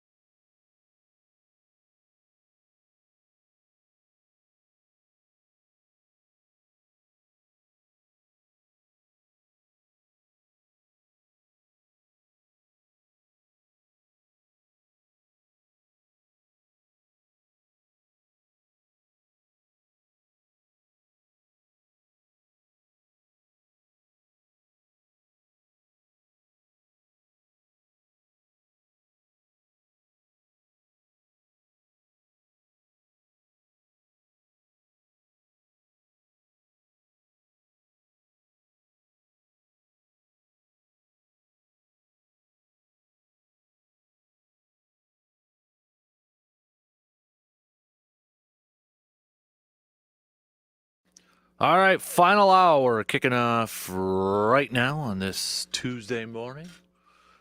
Appreciate y'all tuning in and making us a part of your starts on this December 10th. We're going to talk some Badgers with Mr. RJ Cardinal coming up in about 20 minutes. Your biggest questions heading into the final quarter of this Packers season, C-Bomb says. My biggest moving forward is I am assuming that's supposed to be front four. Will they finally get a consistent pass rush and health? Can we stay healthy? If we generate a pass rush, keep this roster healthy, it's going to be interesting run up to the season. So keep this coming. Also, what was your grade for the third quarter of this Packers season? That would be Chicago, San Francisco, Miami, and Detroit. That's your third quarter of this season. So what do you got? Let me know. A lot of B's over there. Let's kick off this hour, though, with a little grind my gears action, shall we? It's time to do some grind my gears. Brought to you by ASAP Used Auto Parts. Let's go through it. We've got quite a few here this morning. So earlier on, we had John from Eau Claire saying, Lions fans, grind my gears. Come talk to us Packers fans when you actually win something. Surveyor Sam saying, good morning, DK. You know what grinds my gears? Lions fans. Congratulations. You beat the Packers. You are right now the better team. Way to go. But many in your fan base are absolute scumbags. Wow. From spitting on Packers players to actually threatening the life of our head coach. It has to stop. Dan Campbell has installed a do-anything-to-win mentality in Detroit, and it has spread to the fans. Act with class when you win, and stop acting like a bunch of low-life scum. Again, congratulations on beating the Packers. I hope that we get to go there in the playoffs and stomp the ever-living snot out of you. All right, there you go. Josh, a little bit earlier, says, grind my gears, slow drivers in the left lane. Get over. Darren says, grind my gears. I'm losing interest in Major League Baseball and college football because of the competitive imbalance of money. The NFL has a great system, and Major League Baseball and college football should follow suit. I'll still follow my teams, but there's little hope of them competing. Darren in Eau Claire. It's a good one. Mike says, good morning, Dan. Here's what's grinding my gears on this Tuesday morning. I just have to admit to myself that the Vikings and the Lions are both really good teams, and the Packers are going to have to pull a rabbit out of their hat if we're going to get past them and into the Super Bowl. I wish it wasn't true, but I just keep hoping they stumble, bumble, and fumble like they always do. But this year seems kind of different. All right. Keep those coming. Some good ones over there for sure. 715-830-1912 on that Shoe Doctors bullpen line. I know we got some Lions fans too. So if any of you Lions fans are listening and you want to respond to some grind my gears from a couple Packers fans, go ahead and do so. Here's some more Jordan Love numbers from since the bye. So it's that third quarter of the season. We talked about how Jordan Love, if you're doing grades in these certain quarters of the season, Jordan Love probably is going to get a high grade for you. But yards per attempt, he's first. 6 touchdown passes, 1 interception. Yards per attempt when pressured, he's second at 10.5. And yards per attempt from clean pocket, he is first at 10.1 yards per attempt. So Jordan Love's throwing the ball down the field. It's running the football and then the explosive big plays, throwing the ball down the field. That's kind of where this offense is at this point. Setting up or establishing a run to set up the pass. That's where we're at with this offense. So those numbers make complete sense when you kind of been following along, especially in the last few weeks there. So we'll get back to some more of your grade. No, let's do the grades right now. We got some more grades coming through here. My grade for the Packers third quarter, this is from David, says it's a B. Would have been an A if they picked up a win against the Lions. Another grade here says B plus. The loss to the Lions and the slow play against the Bears is stopping it from getting an A. That's from Matt, another Matt on our texting line there too. So, all right, keep those coming. I know we're going to talk some Badgers with RJ coming up here in just a little bit, but we got Badger basketball in action, and it's going to be a good one today too, going up against the Fighting Illini of Illinois.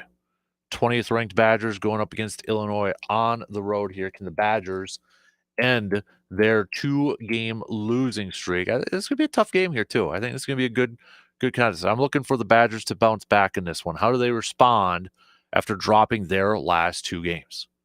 How do they come out of this? How do they hit the road and pick up that W? And the latest rankings that have came out for the men's basketball season, number 1 Tennessee moving up 2 spots. You got Auburn at 2. Iowa State's moving up 3 spots. They did pick up a first place vote. They're number 3. Duke moving up 5 spots. They're the number 4 ranked team in the country. Kentucky rounding out the top 5. Then it's Marquette, Alabama, Gonzaga, Florida, and Kansas. Purdue sitting there at 11. That is the highest ranked Big Ten team. Then you got Oregon right behind them at 12. Still weird to say Big Ten. Michigan moving up 12 spots. Cracking the top 25, moving up 12 spots. It's still early in the season, so that's why you're seeing a lot of these teams moving up big time. But, I mean, Michigan, you take down Xavier, you take down Wisconsin, then they took down Iowa. So they move up 12 spots. They're 8-1 on the season. And then Wisconsin at 20. And then Michigan State's back in the top 25. They're at number 21. Illinois was a team that fell from the latest ranking. So it wasn't, I mean, they were 19th in the prior poll here. So still a good team over there. It'll be a good test for this Badger basketball team coming off of a 2-game losing streak to see how they respond here. And then when you look at the rest of the schedule here for Wisconsin, so, you had Michigan, you had Marquette, then you go back to a Big Ten opponent for the Badgers. And then you've got Butler coming up on the 14th, then Detroit Mercy, and then you get a little bit of a break, and then it's all Big Ten from there, starting on January 3rd, going up against Iowa. But Butler so far this season too is 7-2. Not to get too far ahead of ourselves, but they're 7-2 so far on this season too. Their losses against Austin P earlier on, 68-66, and coming off of a loss against Houston, 79-51. But they did pick up a nice one against Mississippi State a little bit earlier there too. So kind of an interesting stretch of games coming up for this Badger basketball team. 8-game losing streak against Illinois too. Did I see that right? I'll have to double check maybe with RJ. But 8-game losing streak against Illinois. Oof. Yeah, they've had their number as of late. No question about it. All right, a few more grades and what I'm looking for from people out there on our texting line here. Seth says what I'm looking for in this final quarter of the season for the Pack is for them to stay healthy and limit the turnovers and continue to eat the clock and win the time of possession battle. John says what he's looking forward to for this Badger, or excuse me, for the rest of this Packer season is the continued hot play from Jordan Love. Can he replicate what he did at the end of last year? Computer froze up there a little bit, so apologize for the pause there. And then one more before we take a quick break and get to RJ coming up here. But Keith is saying that the biggest question mark I have for the Packers in the final quarter of the season is whether they can clean up their penalties and their mistakes. All right, keep those coming. If you got any more Grind My Gears, if you didn't get a chance to text those on over, you can do that as well. We'll take a quick break because we've got a lot of Badger stuff that I want to catch up on. So we'll take that quick break and bring in Mr. RJ Cardinal. He's coming up after these few words.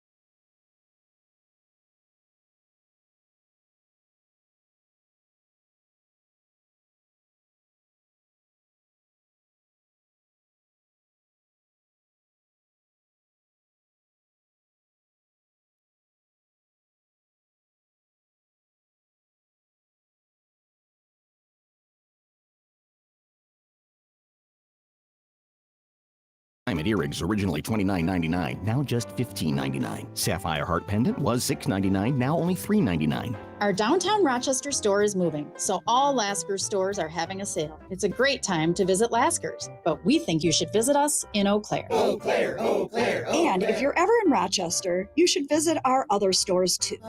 Lasker's, across from Oakwood Mall, and laskers.com. Save big money on Masterforce automotive tools at Menards. Don't get left out in the cold. Easily jumpstart your vehicle with a Masterforce 1500 amp lithium-ion jump starter. It's portable and designed for jump-starting vehicles with engines up to 8 cylinders, has spark-resistant clamps and preheating technology that warms batteries for easier jump starting in extreme cold weather conditions. Get the Masterforce 1500 amp jump starter today for $119.99. Sale price good through December 15th. Season's greetings to you all from Menards. Let's throw it back and honor some past teams and players. It's Throwback Thursday. Make your submission by simply visiting sportstalk1051.com.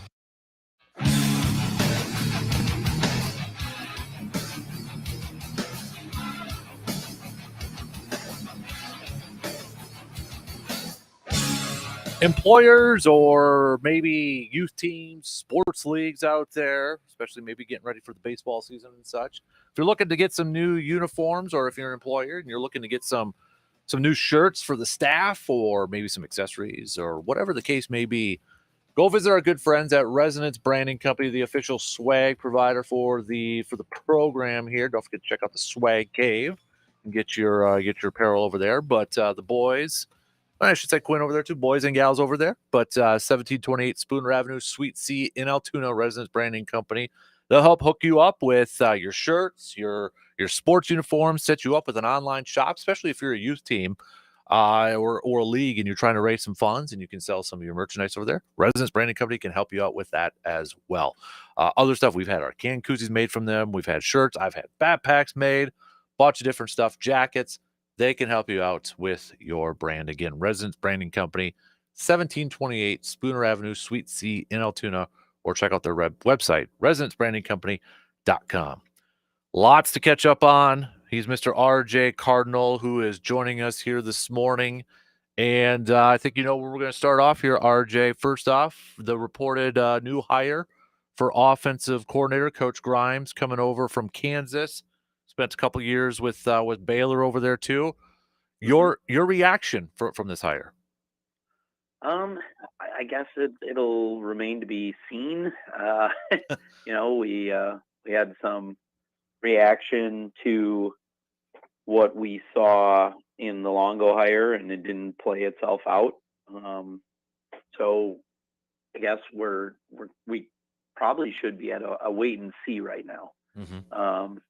But it's definitely returning to what Wisconsin does, or had done for, ever since Alvarez took over, to be a powerful run game that can just wear down opponents. And that's kind of the philosophy of Grimes as he's coming into Wisconsin. There are fans who at Kansas and Baylor who seem to be glad he's not with them anymore. But you can go back to his days at BYU. He was the offensive coordinator when BYU came into Camp Randall and just steamrolled us and really out Wisconsin on a day at Camp Randall. So he is, I think it'll depend on if we have a quarterback on the roster that can be able to run the offense, but it's a hire that is not the sexy hire. It's a hire to help bring an identity back to Wisconsin. Does this, since he's like an offensive lineman by trade, do you feel like too, because a lot of times I know offensive coordinators coach the quarterbacks, that Wisconsin may be looking for a new quarterbacks coach too? Yes, it is one where he is not going to be the quarterback's coach. So they are also looking for a quarterback's coach. And we'll see where that leads to, and we'll see if that brings any new faces into the quarterback room. We just saw Tyler Van Dyke enter the transfer portal. Mm-hmm. A the Locke brothers are going to be here still. So, yeah, it'll be interesting to see what shape this room takes. I haven't seen anything from Mabry Matauer yet on if he's leaving. You just did have Carter Smith sign, and he's going to be entering school early. So, yeah, it'll be interesting to see where this quarterback room falls out. And if, I would assume they're going after a transfer quarterback again. It'll just be interesting to see which one they land on. If you're looking at any of the transfer portal rankings, probably stay away from around the top 6 or 7, mostly because a lot of people are going to be going after them, and they're going to be commanding a lot of money that probably Wisconsin doesn't have to shell around. So anywhere from maybe 10 to 15, kind of like where we found Tyler Van Dyke last year on that list. And as long as they're close to a dual threat quarterback, that's probably what we're looking at for a Wisconsin quarterback, at least one coming out of the transfer portal. RJ, I know a lot of people have classified this hiring as maybe like a safe hiring and such. Is that something you would classify it as? And is that, entering a big offseason for Luke Fickell, was that a smart move to go with a quote unquote safe hire, or should he have maybe swung the fence a little bit again, maybe something similar to Phil Longo?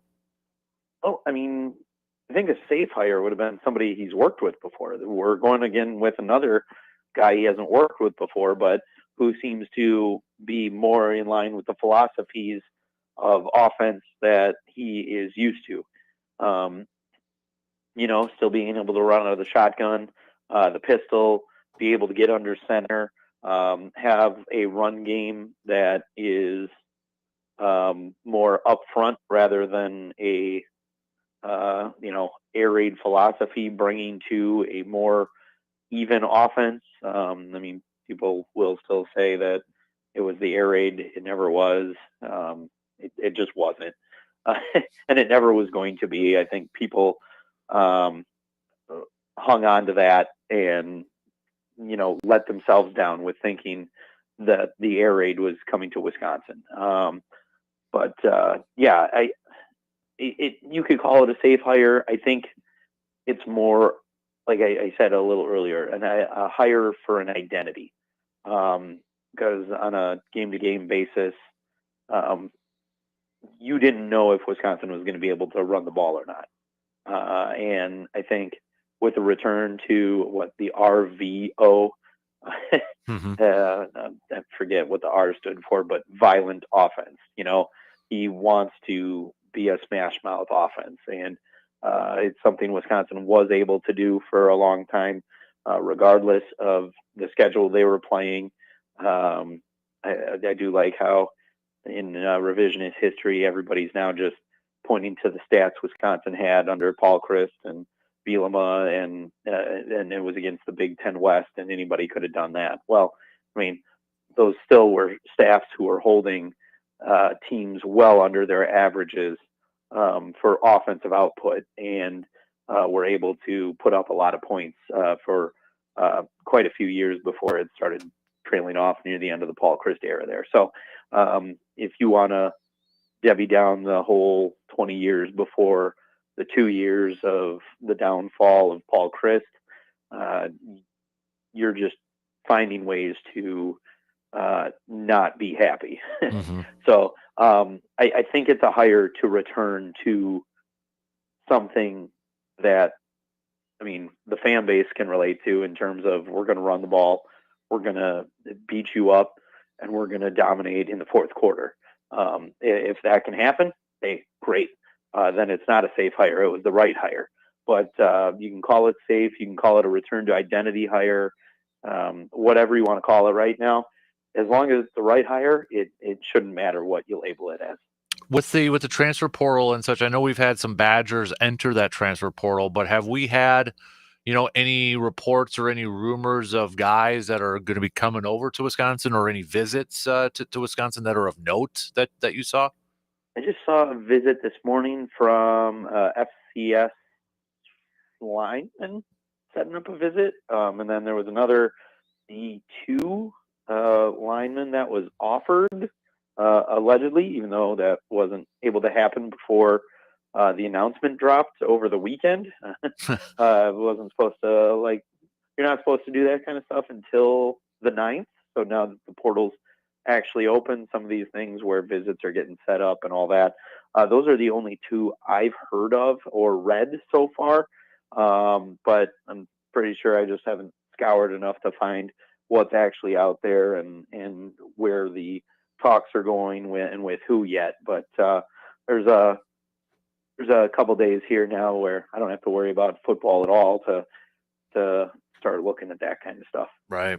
Well, just a couple more with football. What did one of the debates, obviously, with the college football playoff and the 12 teams in there, did they get it right this year, RJ? I mean, did they ever really get it right? I mean, you could probably say no. You do have a conference champ out there who's currently 11-1, getting ready to play their final game this weekend in Army, who could end up being 12-1, left out of the playoff as a conference champ.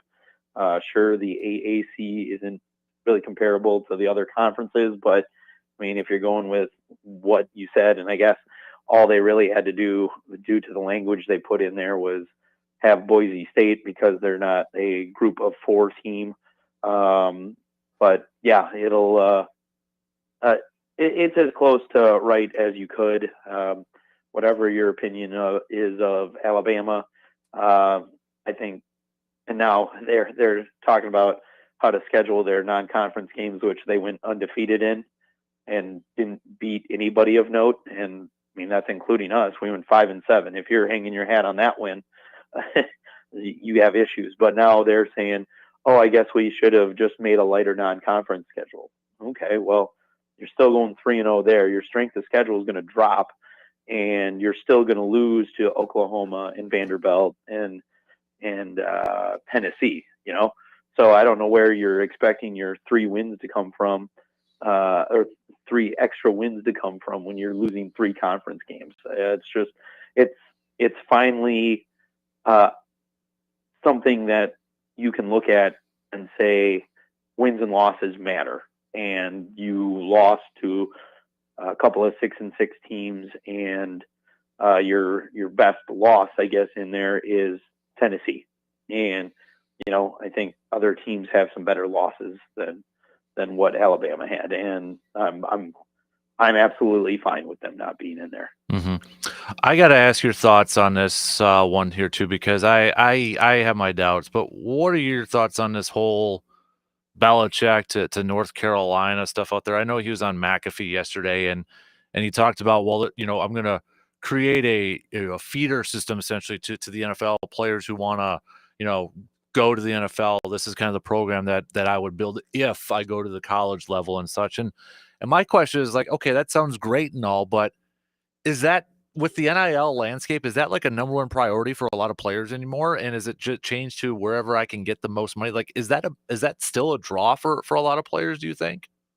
I mean, it could be, but like, then you have to have the backers to keep those people there, Mm-hmm. So, I mean, you can be an NFL machine. I mean, heck, even some of the SEC schools that claim to be NFL machines, and then you can tell that some of their players didn't really develop. They were just gifted athletes, and sometimes they don't pan out.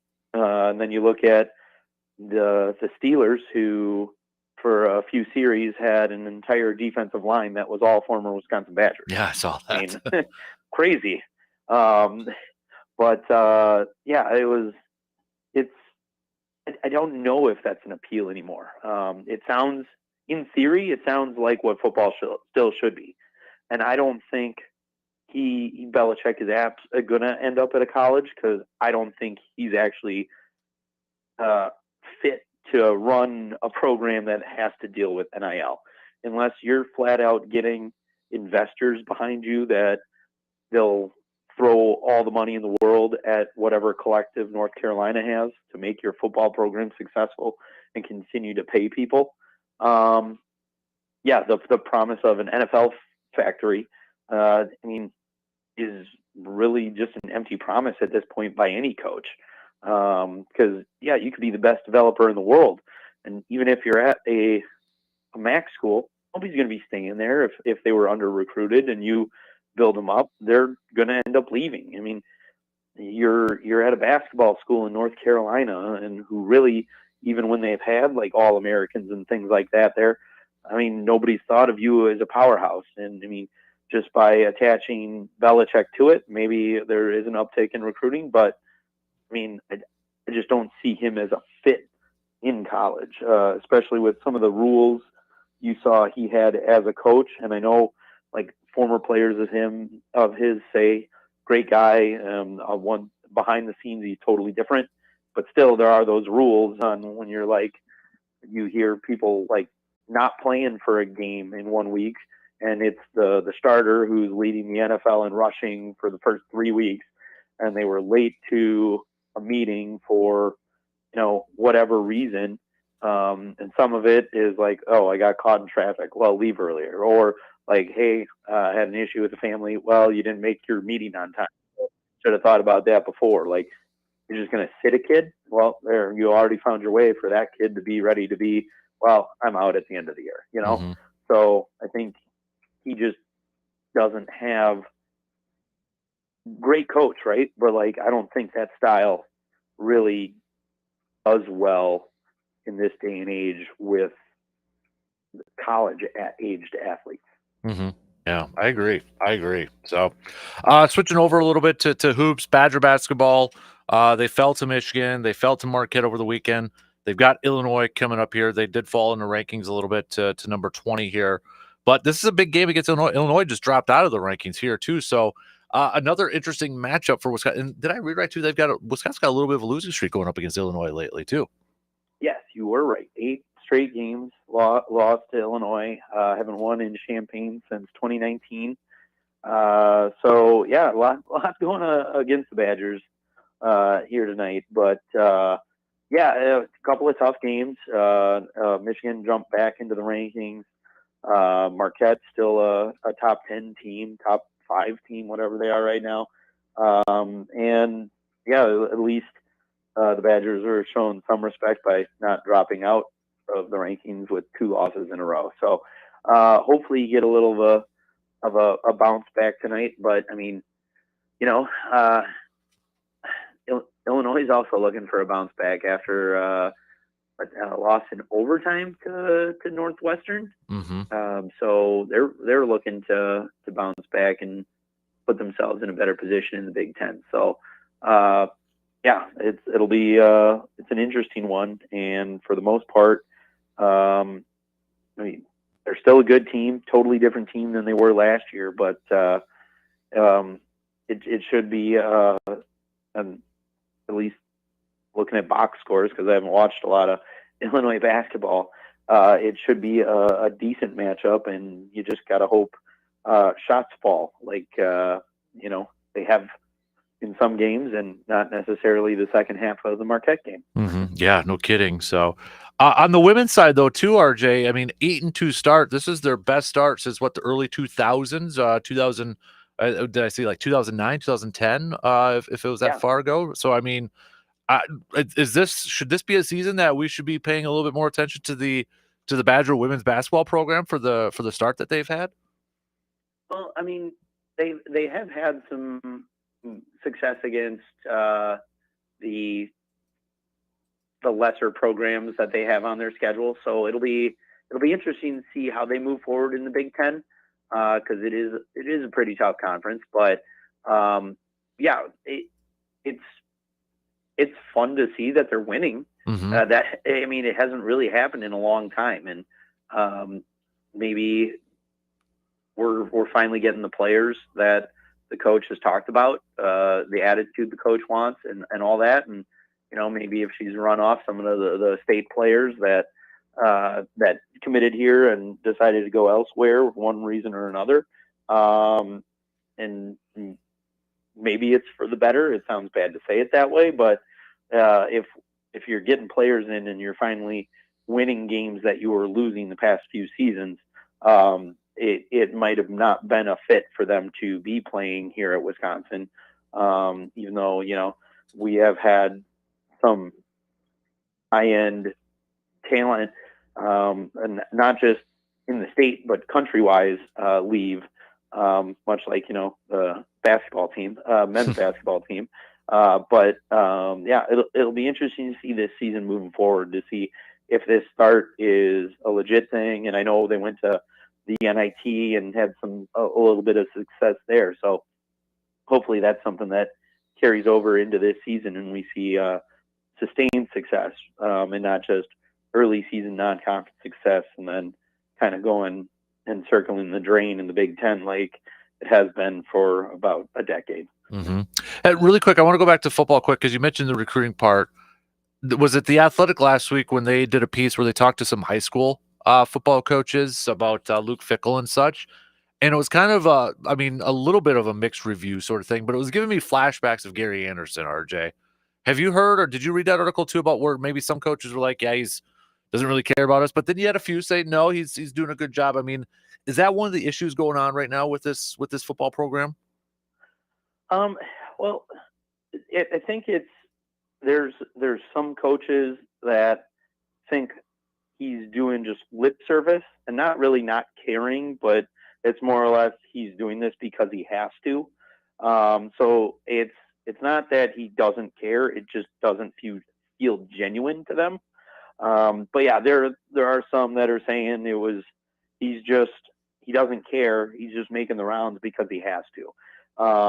And there are ones who was like, oh, well, yeah, he's been here, we'll talk to him and like, la, la, la, la. But I mean, if you're like, and I'd assume most of those are lineman coaches who we've tried to get kids to stay in state, they've gone elsewhere. But, it's, unless it's a coach who makes himself available to anybody, no, not everybody's going to like him. And it just seems like there's coaches that feel he's not genuinely looking forward to like meeting with them and things like that. So it seems more like a personal feel rather than an overall disdain for the state or whatever you want to call it. Mm-hmm. Switching over to hockey quick, RJ, men's hockey team, they went up against Michigan State, number 1 team in the country, welcomed them on Friday, shut them out, 4-0 victory, and then fell in OT against them Saturday. But would you still call this a successful weekend for the men's hockey team? Yeah, absolutely. I mean, even watching them from their weekend against Alaska Anchorage and even earlier in the year, it looked like a different team. Passing's looking better. Like it feels like they're starting to get to know each other. So I liked what I saw. And yeah, I mean, because I wasn't there Friday, but I went Saturday, and it was like watching a totally different team that's like learning itself as it's moving on here. So it's good to see you've split with the number 1 team, and earlier in the year when you went to Denver and Denver just mopped the floor with you. It's looking like a team that it's starting to click and things are starting to work out. So you're 6-9-1 right now. Plenty of games left. You got weekend series at Michigan here before you go into a couple weeks from now, the Quick Trip Holiday Face-Off over there in Milwaukee. And then once you're done with that, you go right back into playing at Michigan State. And then I think there's also a game against them at Wrigley. So looking forward to what's coming here, because I think they'll have a shot to turn it around and hopefully keep Hastings' hockey winning streak alive. Mm-hmm. Yeah, and I know on the women's side too, they've got a little bit of a break coming up here after their Minnesota State series sweep, but they're not going to be in action for about another month when they take on Ohio State at the beginning of January. So yeah, and that'll be one. They're also playing in the Frozen Confines games, so they'll be in Madison Friday or Thursday, probably Thursday, because they'll have a travel day in there to get down to Wrigley and get settled. Yep, there it is. Sorry, just looked it up. So yeah, they play Thursday night at Laban, and then we'll play Saturday evening at Wrigley Field. So yeah, it'll be it's a nice matchup for what still should be the number 1 and 2 teams in the nation. And I think I counted they're 19-1 right now with 14 games left. So we'll see how that goes for them. And I mean, they're just utterly dominating. They have a 95 goal differential so far this year. Wow. So that's pretty good. And that's with one loss. That was a 1-goal loss. And then to wrap it up, I mean, we got women's volleyball back in the Sweet 16. They're going to be taking on the 6 seed Texas A&M. Maybe on a collision path here, RJ, to Nebraska if they can get by Texas A&M at this point.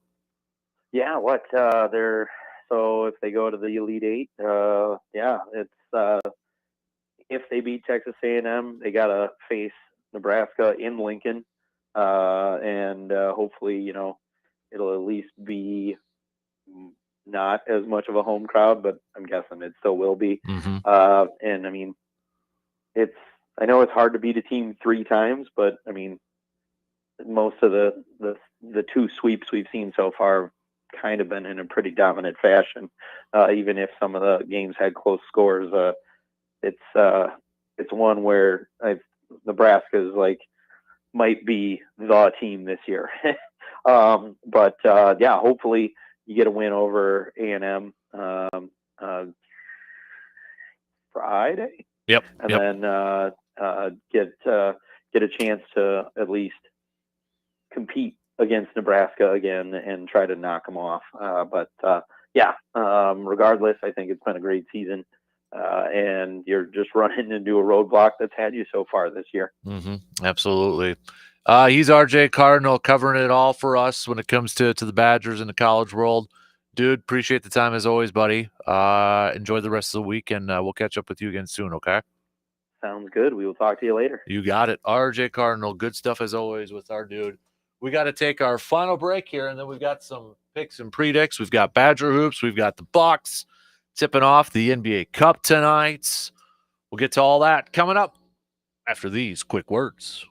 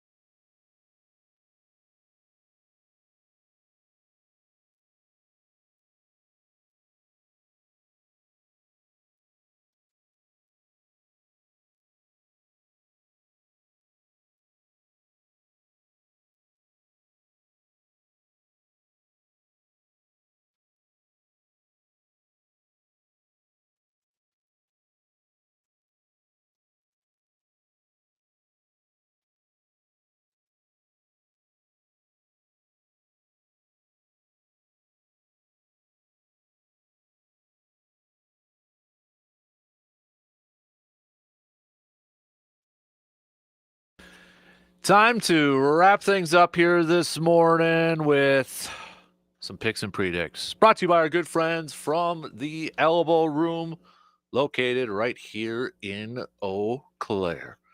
Just checking the standings for our Pro Football Weekly Pick'em Challenge as we are entering the final week here. And Jolene up there, 151. Garrett from the Elbow Room, 148. Myself and Tim, 146. I think I'm resigned to the fact that Jolene's probably going to win. I just got to beat Garrett from the Elbow Room. Garrett, if you're listening, man, that's the only goal I have. I got to beat you in the picks, and I'm just 2 back from you right now. So let's get to some picks here. Let's start off with the NBA. We got a couple games tonight. Dallas at Oklahoma City. Give me the Thunder of Oklahoma City. I'll go with the Thunder to win tonight. Orlando at Milwaukee. Orlando playing well. They're banged up, though. So I am going to go with the Bucks to pick up the victory, game 1 of the NBA Cup tonight. Let's switch over to some college basketball games. We know the Badgers are in action going up against the Fighting Illini of Illinois. Illini, Greg, if you're listening, do we got to do another Man Cave Lights beverage kind of fun bet over there? Hit me up if you want to, man. Let's do, is there anything else I want to do before? I'm just kind of looking at North Dakota State at Butler. Oh, Butler's favored by 12.5.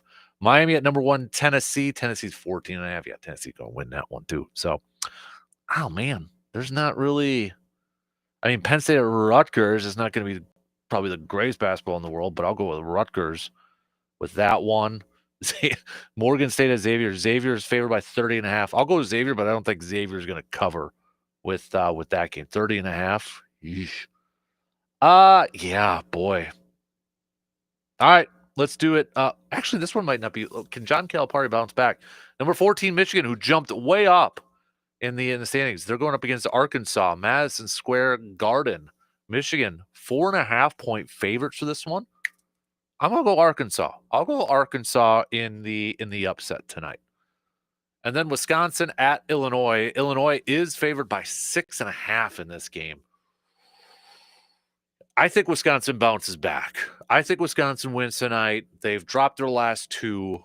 I'm surprised the line is at 6.5 here. I'm not surprised Illinois is favored, but I'm surprised it's actually kind of 6.5. I thought it'd be a little bit closer than that, but I'm gonna go Wisconsin bounces back after losing their last 2 to pick up the win tonight. So, but yeah, that's where I'll go. Those are your picks and predicts. Again, brought to you by the Elbow Room in Eau Claire. The Elbow Room also partners of the Mobile Man Cave. So, all right. Wrapping up things this morning, man, we covered everything. We talked Bucks, the NBA Cup, AJ Green, maybe one of the biggest surprises for this Bucks team so far this year. I think so. Chris Middleton's back in the lineup, a couple games in there now too. It'll be interesting to see if the rotation that we have seen these last couple games is pretty much the main rotation. Pat Connaughton seems to be the odd man out in this thing, so be curious to see if it kind of continues this way. But yeah, I definitely think AJ Green has been one of the more pleasant surprises of this season for the Bucks here. So they're back at it tonight again. Tip time, 6 p.m. You can listen to the game at 105.1 FM and 790 AM. What else do we got here? So we talked obviously some Packers. Matt LaFleur talked a little bit with the media yesterday. Romeo Doubs is still in concussion protocol. Evan Williams is in concussion protocol. Javon Bullard is week to week with an ankle injury. So we talked about recapping the third quarter of the season, grades. A lot of you going with B's, and looking ahead to the final quarter of the regular season. Now that we are at that point for the rest of the NFL, heading into week 15. Week 15 here. A lot of you thinking to at least two wins to secure a playoff spot in these final 2. We talked a lot of Badgers. Big thanks to RJ Cardinal for hitting us up with all that football, the new offensive coordinator, transfer portal. We talked some hoops, men's and women's, hockey, men's and women's, volleyball into the Sweet 16. Their match coming up this Friday against Texas A&M. If they win, they will play the winner between Nebraska and Dayton for a spot in the Final Four. We talked Brewers, latest rumors and rumblings out there. Pat Murphy, Matt Arnold chat a little bit with the media yesterday. Christian Yelich is on track for the 2025 season. Brandon Woodruff, their expectation right now is that he will be part of the rotation, but they are going to be cautious with him.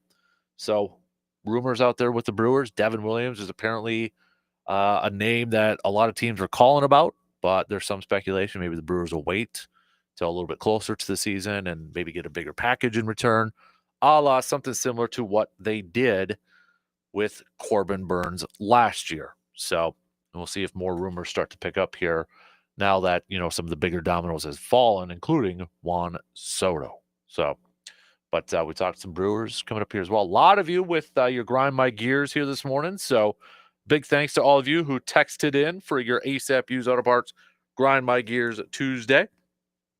Quite a few of you grinding your gears towards Lions fans. Lions fans, I know we got some Lions fans listening. Your reaction, I will give you a shot to respond. You can let us know if you want to respond. So coming up tomorrow, we'll do some stock reports. Whose stock is rising, whose stock is falling. Think about that for a little bit, and you can make your picks along with our picks tomorrow. So think about it. Whose stock is rising, whose stock is falling. Got a lot of options out there that you can probably pick from. So we'll hit that up coming up tomorrow too. So plus we'll be halfway through the week, kind of more of a typical week, practice week here for the Packers. We'll see tomorrow practice reports and who's available and such, and see if Romeo Doubs can finally clear concussion protocol, even though he practiced last week. Still apparently not fully cleared out of concussion protocol. So hopefully he didn't have a setback or anything like that. Hope not. But we'll see. We'll get a glimpse of that tomorrow.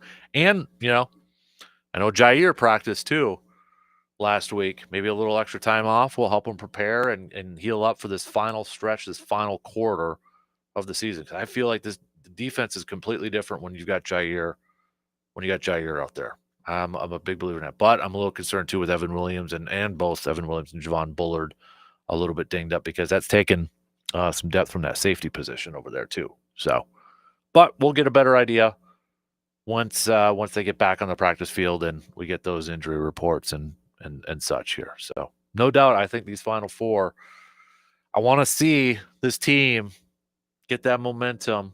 They were kind of picking it up. San Francisco, Miami, maybe took a little bit of a hit against Detroit, but now I want to see them clicking on all cylinders and riding that wave and riding that momentum once they get into the postseason, hopefully getting into the postseason.